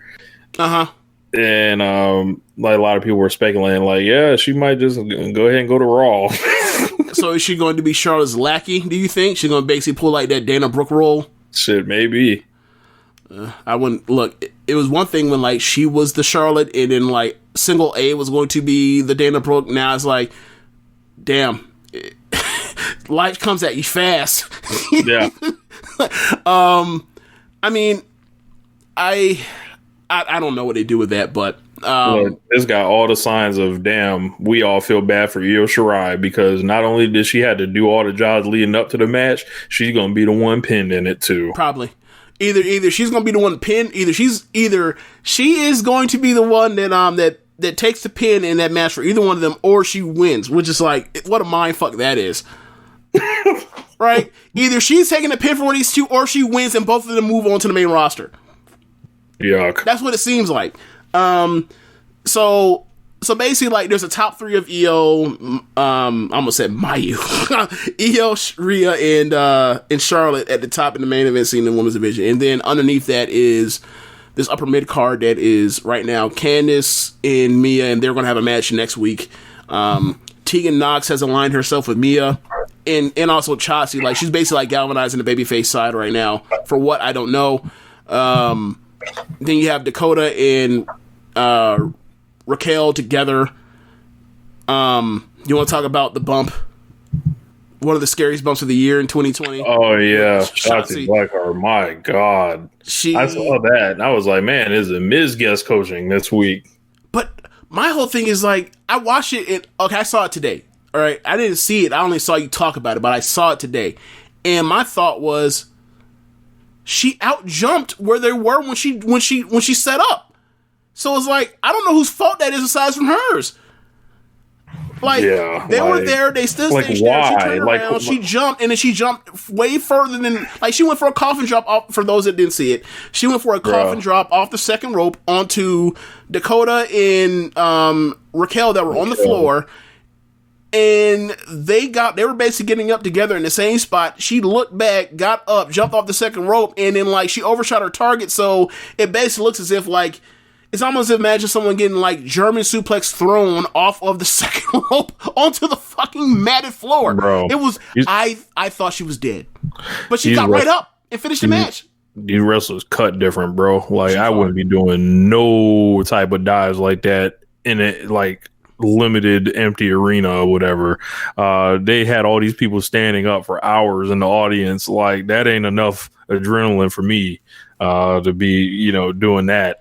So about that, you know how they talked about they had NXT PC geeks doing Raw or the main roster shows. It sounded horrible. They also had it for NXT, and they had people that they put on their TV in the crowd. Mm-hmm. I saw Xia Li. I saw Casey Catanzaro. And I'm like, I see you on TV at least once a month on this show. Why in the fuck are you not protected as a non-geek? I don't get that. I think that's only their own fault, because in AEW, like, everyone's around the ring, right? And it's not this thing like where it's a different site. It's a different philosophy. It's a it's natural. They have chairs. They have chairs, right? Like, you have Britt Baker, MJF, Sean Spears, Big Swole, Hikaru Shida, the Guns, Joey, or whatever. So you have different people with different levels. Yeah, you have different levels of people that are. You have a number of non-geeks there to make it feel like anybody could be there. If Inner Circle wanted to show up there one day, no one would think second. No one would think second of it. Right, but, like, you look at WWE's history of the go home shows, the Royal Rumbles, when they just fill the ring out, have geeks try to demonstrate to you what a Royal Rumble looks like, even though you see it every fucking year. Like, or when they do pull aparts, and all of a sudden, like, the geeks assemble. The geeks assemble for Brock Lesnar to destroy or throw around between him and Undertaker, or whoever, or whatever like kaiju they want to throw out there against Brock Lesnar that month, or, like, really, like, the last brawl they really had in WWE that wasn't filled, that had actual, like, people that you cared about and weren't just filled with geeks, was like the championship title ascension at the end of 2014, when it was like Randy Orton and Cena and Daniel Bryan and Dolph Ziggler and Rey Mysterio and Del Rio and Mark Henry and Shawn and Hunter and Stephanie were in that thing. Like, that's the last time. Outside of that, the norm is everybody's that when a bunch of people assemble, the 24/7 like chasing line for geeks. Speaking of that, remember Ember Moon tore her Achilles during that? Yeah. Career might be over. She said, yeah. But yeah, I'm not saying like I'm not blaming. Shit happens, whatever. But I'm just saying like the philosophy is different. Like, oh, that's geek work. Sent geeks out to do that for years. You understand and like. You're educated like only geeks do that kind of stuff. Where in AEW they're showing you like no, everybody is involved, everybody cares, and at the worst, MJF would just be out there gambling. Yeah, right. But these people were like they had them cheering and booing, like but the whole crowd like cheering the wrong people. Like I don't know, bro. Check this out for NXT at least, right? That tag match, that women's tag match we just talked about. Rhea comes out first. They cheer Rhea. Io comes out second. They cheer Rhea. Charlotte then comes out. They cheer and woo for Charlotte. Who's the heel in this situation? Is it a three-way babyface? While on commentary, while she's getting woos and cheers from the crowd, Beth and Mauro point out that like, we don't know who this mystery partner is going to be because she has alienated every single all three rosters because she's on all three shows right now. Sounds like a heel to me. Why are they wooing? Why are you telling me to start in the woo then? I don't get this. Yeah. Like, I joke that every single person in the crowd may have been scripted individually. That didn't happen. Look, how do I know? They sure acting like it. Okay, I'll say this. When you get to the Riddle and Thatcher match, right? There'll be a specific moment when you hear somebody in the crowd chant something that's so off book and so black, there is no way. I heard about that. I heard about that. I forgot what he said, but it was like, bruh. It was like, it's almost like he said, bruh, because somebody did some crazy spot. I'm like, there's no way he was instructed to actually say that. That was not in the script. There is no WWE writer that is writing that up for this black man. It's not happening. So yeah. What about this three-way finish? Three-way finish. Oh, Drake yeah. Maverick. That's right. They had that was another good match that was on the card. I hated this fucking finish with a passion of 1,000 suns because it's so dumb it makes no goddamn sense. Okay. Kushida lays out Drake Maverick. Or Drake Maverick's laid out. Kushida has been putting people away in this tournament with that rolling armbar off of the top rope, Spanish fly looking armbar to the floor. So he has on the cross armbar where he has his leg, where Atlas's back is on the mat, shoulders are on the mat, and he has his legs over top of him, almost like as if he had hit him with a leg drop, except both legs, and shoulders are down. Count the pin, you fucking moron. So as while Atlas's back is on the mat for like 6 seconds or whatever else. In comes, and not tapping out yet, in comes Drake Maverick. He gets an arm over Kushida's leg, which is on Atlas's back. So he gets a 3 count, but he really didn't get the 3 count because the ref positioning was off. And then they show in the replay that Atlas in fact tapped at 2 on the ref's count, which is like, okay, so Kushida got the submission before he got the pin, and not only did he get the submission before he got the pin, he had the pin before Drake Maverick had the pin. This is bullshit. That's a terrible fucking thing. I understand there's no such thing as sanctioned triple threat fights. I understand that. But this fucking infuriated me. I was like, this is bullshit. And then they went to the back. And I saw this. I was like, wow, they must really not want Drake Maverick to actually beat either one of these guys. Right. So they go to the back, and this is how they got out of it. In a way they're like, I can live with this and not just fucking hate this. They go to the back. They explain to Drake Maverick that what happened. He says, okay, fine. I'm not an asshole. Let's just have another match. Whatever, we'll have another match. Kushida comes up and says, knowing what his situation is with, you're fighting for your life, your job, whatever else, go on, fight for the title, fight for your life. And then they shook hands. And then he said, thank you, Kushida. And then they said, if I win the title, you're the first title shot. I can live with that. He got screwed, but he's getting made good on the back end that he got screwed. I can live with that as opposed to this is fucking ridiculous. It's obviously the whole thing is ridiculous, but I can live with it. I hope Kushida destroys him and turns heel in the process. Oh my God.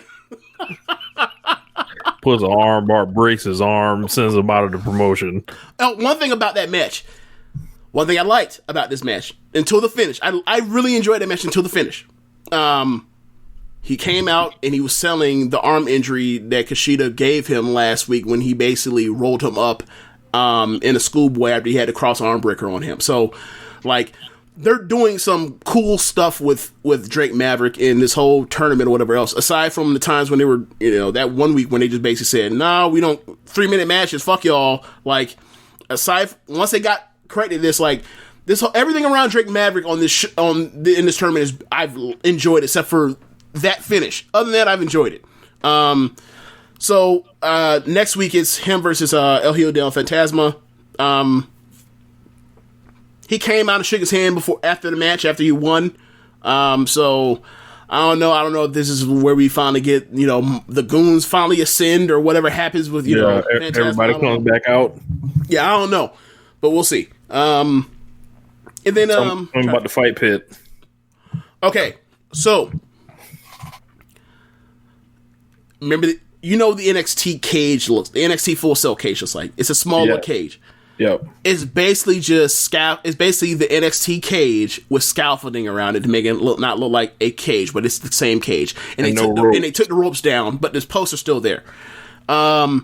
So, and they have a platform on the top part, like a walkway that's probably like 2 feet long that extends so you can walk around it. So it was weird because it's clearly the same NXT cage. It has a door on it, but Riddle and Thatcher got up there, got into the ring by like climbing and then climbing down inside of it. And I was like, why? Whatever. So at the beginning, I don't like this match because it is a knockout or submission match. Yet one of the big moments in the match at the beginning was was a spot where Riddle basically does a double jump off of the cage, and if he comes off the double jump off the cage, hits Riddle with either a knee or a kick, and blood starts pouring out of Thatcher's mouth with like obviously fake blood, and they're selling that he has blood and guts, huh? Right. He has obviously, but it's clearly fake blood. He is clearly selling that like Riddle has knocked out some of his teeth. And, Thatcher already has teeth missing or partial teeth missing. So, but the thing is like, they're trying to sell me that this is like some type of MMA fight, but like there's no rounds, but you're stopping the fight to check on his health as opposed to just awarding the victory to Riddle for TKO because dude can't continue because he got to stop the match to check his mouth. So I hated that part. Then there's a part where Thatcher gets back into the match after Riddle tries that same move again and slaps on some type of I think it's a leg lock, and Riddle's fighting to the cage like the ropes, and I'm like, there's no rope break because there ain't no fucking ropes, Riddle. Oh man. So I'm like, so at that point I'm like, oh god, this fucking match here. And then what they decided to do was get up and then start throwing each other around and start hitting each other hard. And I was like, okay, this is turned around in a way I was not expecting. And then they ended up on top of the cage apparatus that they were walking around on top, and they did a few teasing of match of spots, and eventually it ends with like Riddle hits him with some type of, I think the ripcord knee, the final flash, basically the what do you call it, the Rainmaker V trigger, the Rain trigger, whatever you want to call it, and Thatcher falls to the ring.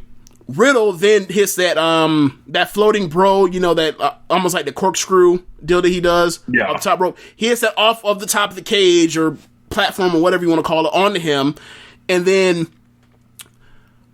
he's hurt because he landed from such a high distance, and then by the time they both get back to their feet, Thatcher slaps on a backpack sleeper hold. Riddle is trying to bounce him off the ropes, or bounce him off the cage, and then he basically does a big drop on his back to get him free, and then he gets free for a second, and he slaps it back on like a monster, Thatcher, and then Thatcher gets a choke out. So like I really enjoyed the last 2/3 of the match, last half of the match, whatever you want to call it. But like at the beginning, I'm just like, y'all don't know what y'all want to be. Do y'all want to be pretend this is MMA or not? Because like y'all not following rules that don't even make sense in the rules of it being MMA, it makes no sense. In the rules of it being a knockout or submission only match that's in a cage, it makes no sense either.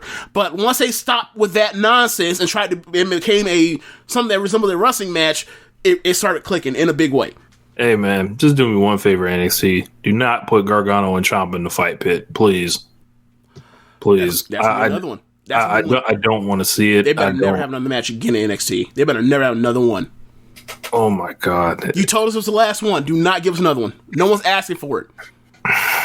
Jesus Christ. Matt Riddle on the way out of NXT. Matt Riddles don't walk through the door every day. No. Okay, before Matt Riddle, what was the last Matt Riddle you would say there was? I walked in Nakamura. Maybe. That's fair. That's fair.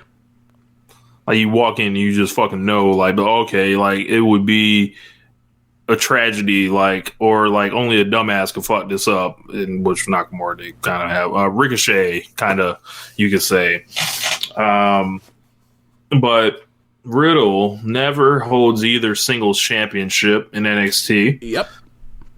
Stuck in the background of like Gargano, Ciampa, and Cole. Ends Even though, like, there was no reason for it at all. Yeah. Shunted to the tag division, kind of, to give him something to do. Loses matches to, like, Finn Balor. Killian Dane. That's the actual real crime, is the fact that he was putting over Killian Dane around this time, 10 months ago? He was out here missing TakeOver because of Killian Dane and doing brawls like with Killian Dane. Like, I don't think they got close to what they could have gotten out of Matt Riddle in NXT. They did not get all the juice out of the lemon. No. And if NXT couldn't figure it out, yep. What the fuck do we think they're going to do on not even Raw, but SmackDown, which now is like the, turn your brain off, one note type show. Like, unless they put him into the thing with like all of the IC guys right now, they're like the IC tournament guys, like the AJs, Daniel Bryan, Sami Zayn, Nakamura, Cesaro types right now. Like, I don't know what. I have no confidence of that. I feel like he's going to be staring at Baron Corbin. Right. That's the real fear. That's the real fear. And he's just going to enjoy retirement at this point. I'm just one person. Another thing I'm worried about him is, like, in NXT, they let him have his match. And his match is more or less just like, we wrestle on the floor a little bit, and then eventually, like, I'm going to sell, and then eventually, like, I'm just going to fuck you up for like 3 minutes at a time, and then, like, you're going to get your stuff in, and then, like, we'll start doing big stuff. In a way that's like, if there is a formula to it a lot of times, but like, he's so different from what the traditional wrestling is that you feel him in a way that, like, doesn't feel like when you watch, like, I don't know, a Daniel Bryan or a Johnny Gargano match in WWE. Where, this guy is so fucking great. Right. Like, it feels like it's, you can buy into the beating he puts on people or whatever else, and, like, it doesn't feel cookie cutter. Like, it's only a matter of time before they tell him to stop doing that. Or that's the fear for me anyways. Like, they take what made him kind of special every time he was on NXT, because it felt like you're not going to get a cookie cutter match out of Matt Riddle. You're just not. And, you know, whether it was, you know, the matches with Roddy or the matches with Thatcher or even the matches with Killian Dane, like, those weren't cookie cutter matches necessarily. So, you know, I don't know. I don't know. I think his style, I think they may rein in his style. I think they, if it was me, I would bring him up as a heel because he's going to fall into the trap of being dumb babyface. Being a dumb babyface, or being just someone they bring up from NXT because they feel like they have to keep him as a babyface. But meanwhile, like, if you bring him as a heel, look at all the faces that are on SmackDown. That'd actually be more compelling matches. He could jump out on Daniel Bryan or something. Like, he could jump out on Jeff Hardy. He could jump out on, like, AJ or something. Like, and it's like, whoa, it's a little different. Again? I think he turned babyface. I think. Okay.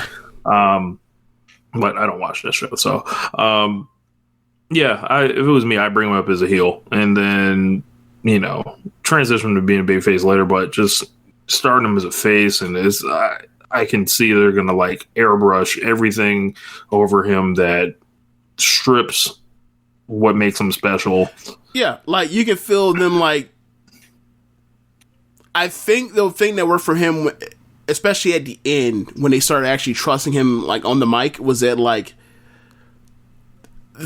they trusted his charisma was going to work for the NXT fans, right? Like the stoner stuff and the, you know, all the stuff with like you know, the play in the play between him and oh my god, Pete Dunne, like, was going to actually like make people like him, and it did. But he's going to be on his own probably because, you know, WWE, like, top babyface have to be by themselves. They have no friends. So there's no straight man for him to really play off of unless they put him in the tag team. So you have that to worry about. And also, like, they're so desperate seemingly for, you know, with Roman not around right now, that, like, they might make him a de facto bookmark top guy. And if they do that, you already know what that rollout looks like when you're you know, one of those types in WWE right now on the main roster. Like, they try to make you like some type of version of John Cena over the last 10 years. So it's kind of it's worrying that, like, if he gets basically polished and he lose some of the stuff that kind of made him feel different, and they kind of like try to format that into or port that into what they want. I don't know how. Maybe it could work, you know, because the dude is charismatic, he's likable, but, you know, I don't think he's gonna promote to overcome that verbiage. Yeah, I watched a Matt Riddle Keith Lee Evolve match that's on YouTube Friday. Just kind of celebrating Matt Riddle, and I'm like, man, I thought about it. I was like, man, they never even did Riddle and Lee right on and TV. They came up together, and they came up together around the same time in NXT. We kind of both, like, whenever, like, NXT's bookings got wonky over the last year and a half, we were like, where is the push for Riddle and Lee?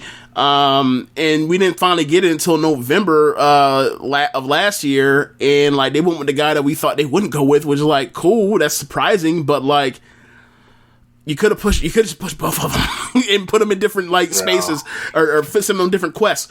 Like I don't think anybody would have had a single problem if they had gone back in time and on that October either October or November, I think it was October, takeover, when they did that takeover 25 and a half or 26 and a half.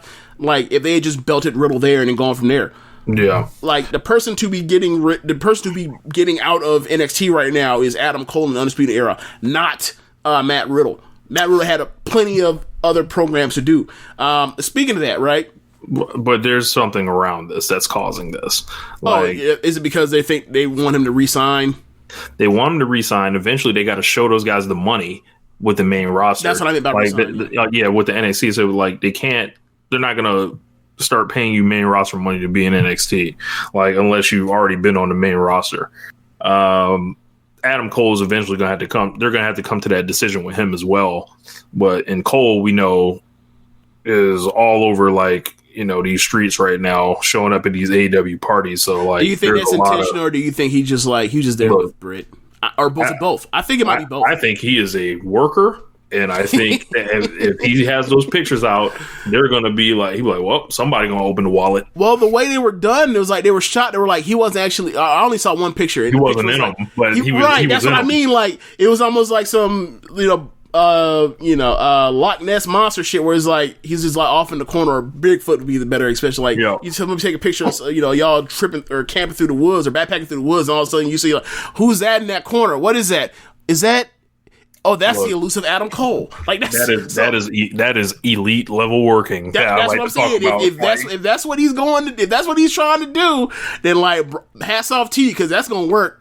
Yep, that's gonna work. You're gonna get paid, sir. Yeah, I mean they all deserve to be paid. Like, look, they put out the best. They put out the best stuff on their fucking all their TV. So but so I think, also. The guy called, like, ironically, they did do Riddle and Lee at a house show in Mineral Hall. I actually got to see it, and it was fucking great. Oh, damn. Okay. But it never makes it to air anywhere. Think how many great matches we saw in Mineral Hall. Yeah, Mineral Hall was like, like that Keith Lee Adam Cole match from yep. Shit was so great. Shit was so great.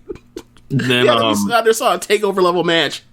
They had news is broke about Dijak also getting called up. I don't know if you heard about that. He's going to Raw. God. So it's like, well, he's gonna be like some big monosyllabic heel that like this is gonna be part of like Seth's background. Watch, he's gonna be part of Seth's clique. Watch. That would actually like make the most sense. Like, I mean, if they put him with Seth, like they'll actually push Dijak, and then like because Austin Theory, like I had high hopes for Austin Theory's future until I found out how tall he was. I was like, that's not gonna work. Like if you were 4 inches taller, you could be the next Randy Orton, sir, but you're not. So it's not gonna happen for you. It's just not. I would think about that, but yeah. Yeah, a lot of these people don't like. The only people that stand in NXT are Gargano and Ciampa, unfortunately. Like, move y'all ass on until they retire. My thing is, it's just, remember, it was so funny. Like, we all knew this was going to happen when Triple H was saying, like, we're going to go to TV and blah, blah, blah, because they were going to go head-to-head against AEW, and he said the shit about, like, nothing will change. Like, we're moving to 2 hours, but nothing will change outside of that. Finn Balor, and Finn Balor is a positive of this, but the negative end of that coin is like Charlotte and what she's done to the women's division. You have these programs that like no one get. I have yet to hear a single soul will be like, yay, they're doing Velveteen Dream and Adam Cole again. I've never heard anyone say they even wanted that feud. Yeah, like especially after how it started. Yeah, like Velveteen Dream is like cooked. Feels like it. Like he need. I don't know. Like, why is he not going up to the main roster? Like, would you bring him to the main roster right now? He should be. In my opinion, I don't know why he's even on TV right now. Yeah, he should be off the streets right now. I feel like we still ain't got no solid answer, right? For what the hell all that was going on. Why anonymous? Never mind. Why can't anonymous get to the bottom of this one? Yeah. Yeah. So it looks like they're going to be like, kind of trying to rebuild NXT, like with Karrion Kross, Timothy Thatcher, a couple, sliding into those Riddle and Dijak roles. Yeah. And honestly, like with Dijak, not Dijak, but with at least they can't do Keith Lee and Dijak no more because they ran that to the fucking ground. So I would say that they've done a good job. Like their women's division, like is deeper. I feel like they're deeper as far as people you care about and stuff they do in the work that's done well. Like even more than last year. Like they're not as they only have one Io. They only have Io and Rhea as opposed to having Io, Rhea, Bianca, and Shayna last year. But at the top is not as, heavy. I mean, if you want to supplement Charlotte, fine, but like Charlotte still feels like an interloper. But like they're not as top heavy, but like I feel they have more depth this year so far. But like, they're not as top heavy, but like I feel they have more depth this year so far. But like, they're not as top heavy, but like I feel they have more depth this year so far. But like, they're not as top heavy, but like I feel they have more depth this year so far. But like, I feel like they're doing good work with Karrion Kross so far. I feel like they're doing good work with Thatcher so far. Like, I don't know how you can put anyone over better than they put over Thatcher over this month or whatever it's been since he's been up here. Like, he basically beat Riddle 2 times in a row, and he basically knocked him out the territory. Mm-hmm. And the only time he lost because he had to do like in a hold, and he got caught with a roll up. While he had him in the hold, and then he whooped his ass immediately after that and slapped him back in the hold and had him crying and screaming and begging for help. So it's like, you gonna push a dude, like, that's about as well as you can do it. Oh, don't feel like he should be the next champion in that case then? We gotta have a fucking babyface champion at some point. Like, oh yeah, Jesus Christ. Yeah, they go, like, think about that. Like, all right, Ciampa for like 8 months. Ciampa gets hurt. Johnny for 2 fucking months, and then we've had a year of Cole. We gotta get some fucking babyface up right now at some point. Like, if it takes Triple H, man, Triple H don't book babyfaces. He don't know what he's doing. He doesn't know how to be a babyface himself. Nothing. Like, this is a heel territory. This man is. Look, they say Cody wants to live out the NWA. My God, like, this man, Triple H, is trying to have a long-running heel champion and cycle these niggas out. Like, but who's Adam Cole going through next? But we also had Neville to Sami Zayn and Finn Balor. Like, I understand those were years ago, but like, and it's years ago. Yeah, I understand that, but it's like, I don't see what's so different where you can't do that anymore. Like, you had the opportunity, but you fucked it up with Johnny because you beat him too many times. Look, because they've revealed like they've revealed what NXT is at this point. They'll never have that charm again. Like, as far as but it's not about the charm. It's about like, hey, we have a top baby, or we have like typically like 6 guys that any of them could be the champion at any point in time, or that's how it was for a while. Like, at some point, it wasn't like that before, though. Like once they turned it into this, like, I think of the Super Bowl one, right? Like, that's like the old era of NXT. Yeah, like the old era of NXT was like, there's one guy you wanted to see be the champion, like, and you were following his journey, and hopefully he wasn't getting called up or anything. Like, that's not, that environment doesn't exist for like Triple H to do, because it's on weekly television now. They can't protect these people as much as they used to. And it's funny because...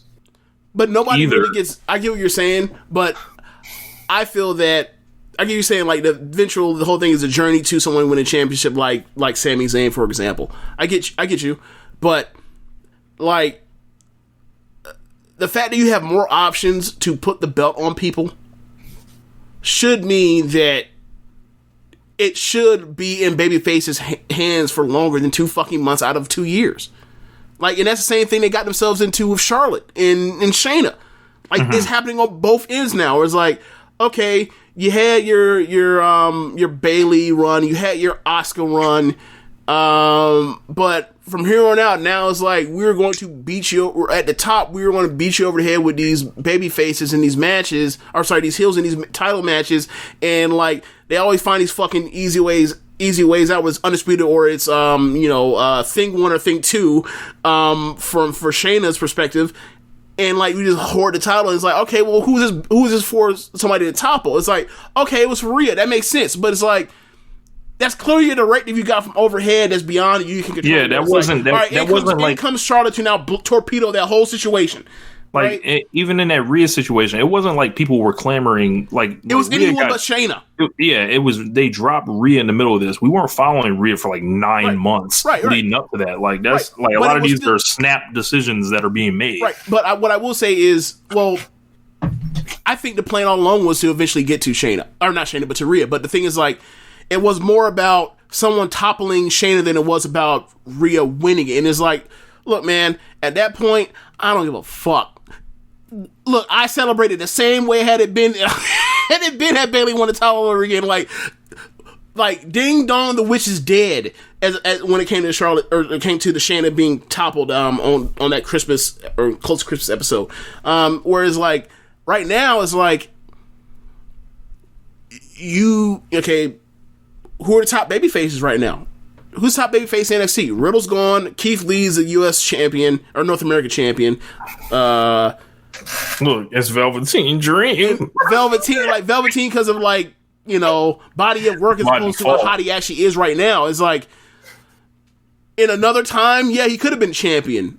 Not right now when he's been gone for months because he was injured and then you put him into this stupid thing or whatever, this convoluted thing that people don't like, it didn't resonate with. And also with the shit that's going on around him right now, like, beat him and then move on to somebody else. And I don't know who it would be. Like, my answer would probably be like, it needs to be Finn Balor at this point because now Riddle's gone. It needs to be Finn Balor. Yuck. Put the belt back on Finn Balor and then go from there. That feels like such a step backwards. Like, why don't we, like, you know, like they've got, I'm pulling up the roster now. So they've got. The thing, Rich, more people like Finn Balor's matches than or big matches than you do. And especially because, like, you hate the booking of him. Like, he's beating, like, Gargano or Riddle. Yeah. I mean, do they want to be NXT in 2015 again? Like, or I don't know. Like, I don't like. Like Finn Balor's already been as big as he's ever going to be. Like, I don't see the point. You got a point. I mean, I'm just looking at it as like is person Dexter Loomis. Out of here. It's my whole thing is like I'm not concerned about the direction of NXT because like they don't care, so why should I? But I'm thinking more is like, look, is this person over enough to be in that title picture? Yes or no? Yes. Like, do the people like him? Yes or no? Yes. All right. Is this person like a good enough wrestler to be at that spot? Yes or no? Yes. And like those three things, like yes, all those are all yes for me with Finn Balor. So like, think about it though. Like if you have Adam Cole hold that belt for a year to drop it to Finn Balor, like doesn't that feel flat? The crowd desperately wanted Finn Balor to win in December until Johnny came out and led to, you know, a fuck finishing or a, you know, a fuck finish, but that's because it was new. Like that's because it was new. It's not new anymore. Like that's like it's been months and months and a pandemic and. But what are your better options? Velveteen Dream. Look, that's their fault. Their better option. Look, their better option is Keith Lee. Like, but they've flattened him. Okay, so it might be him because like, but here's the thing: I don't really want Johnny Gargano to be beating Keith Lee for the North American title, and then like Keith Lee moves on to the NXT title. Like your real edge should have been like, you should never put the North American title on him. You should have had Keith Lee beat Finn Balor and Adam Cole in November and December. That's what you should have really done. That was your answer right there. No, the real answer was Matt Riddle. Him too. It was one of those two. One of those two should be the next NXT champion. They Riddle's out the territory, and Keith Lee is the North American champion. So now you're in a bad situation. Like unless you, it's going to take months for you to get to the point to where like now you should get to put the belt on Keith Lee or Matt Riddle or whoever else. Like so, like and then actually take this out, right? No, actually you can get to it by not War Games, but by what would be the SummerSlam takeover. Man, you can get to it by then. Swerve up and running. Damn. Huh? I was like, get Swerve up and running. Do something with him. They had Swerve on Raw in the crowd like a geek. They fucked that up too. I mean, they didn't fuck it up, but it's like WWE/NXT like aren't getting him up running like he should compared to however he gets in his matches, compared to the level of work he puts on. Like he's one of the very best workers in the company. Like I would love to see a Swerve in Gargano match. I would love to see that. It ain't in the cards, at least not yet. Yeah. Like he's in that role where he's in that same like he might be actually be below.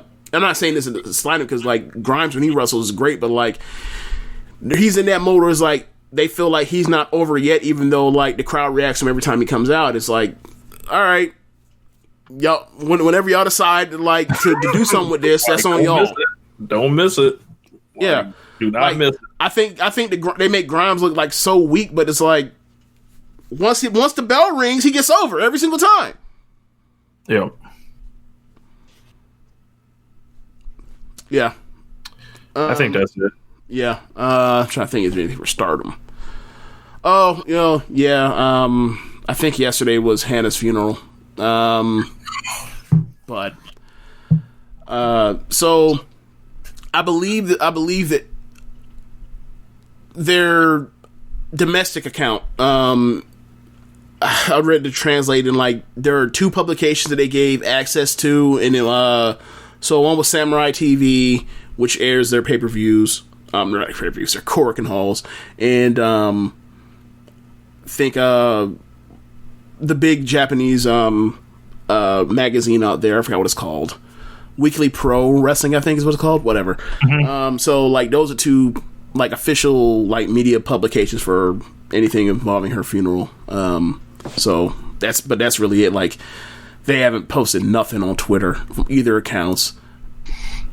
It seems like they just need to put the pause on the promotion for a little bit, and then it seems like they have. And they were the thing about it is they were going to start taping, like I think this week, like closed arena stuff, like in the dojo, I imagine, or maybe they do Shinkiba, but there's gonna be no fan stuff. But like that seemingly has been blown up. Because they lost 2 of their 4 or 5 biggest stars in 1 week. But yeah, I don't know where they go. But whenever they start something, we'll talk about it. Yep. Do you know what the exact talk is as far as like New Japan coming back? I thought I heard something about Empty Arena is the first step, but I would probably recommend people to check out that Harold May video that he put out. But as far as like announcing anything, no real dates yet. Okay. What a week. Let's hope next week isn't even worse. Yeah. Yeah. Like I'm looking at CNN and like parts of New York City's on fire. So. Well then. Stay safe, y'all. Yeah. Make sure y'all just open your eyes and ears, and yeah, stay safe. Yeah. All right, later. Peace.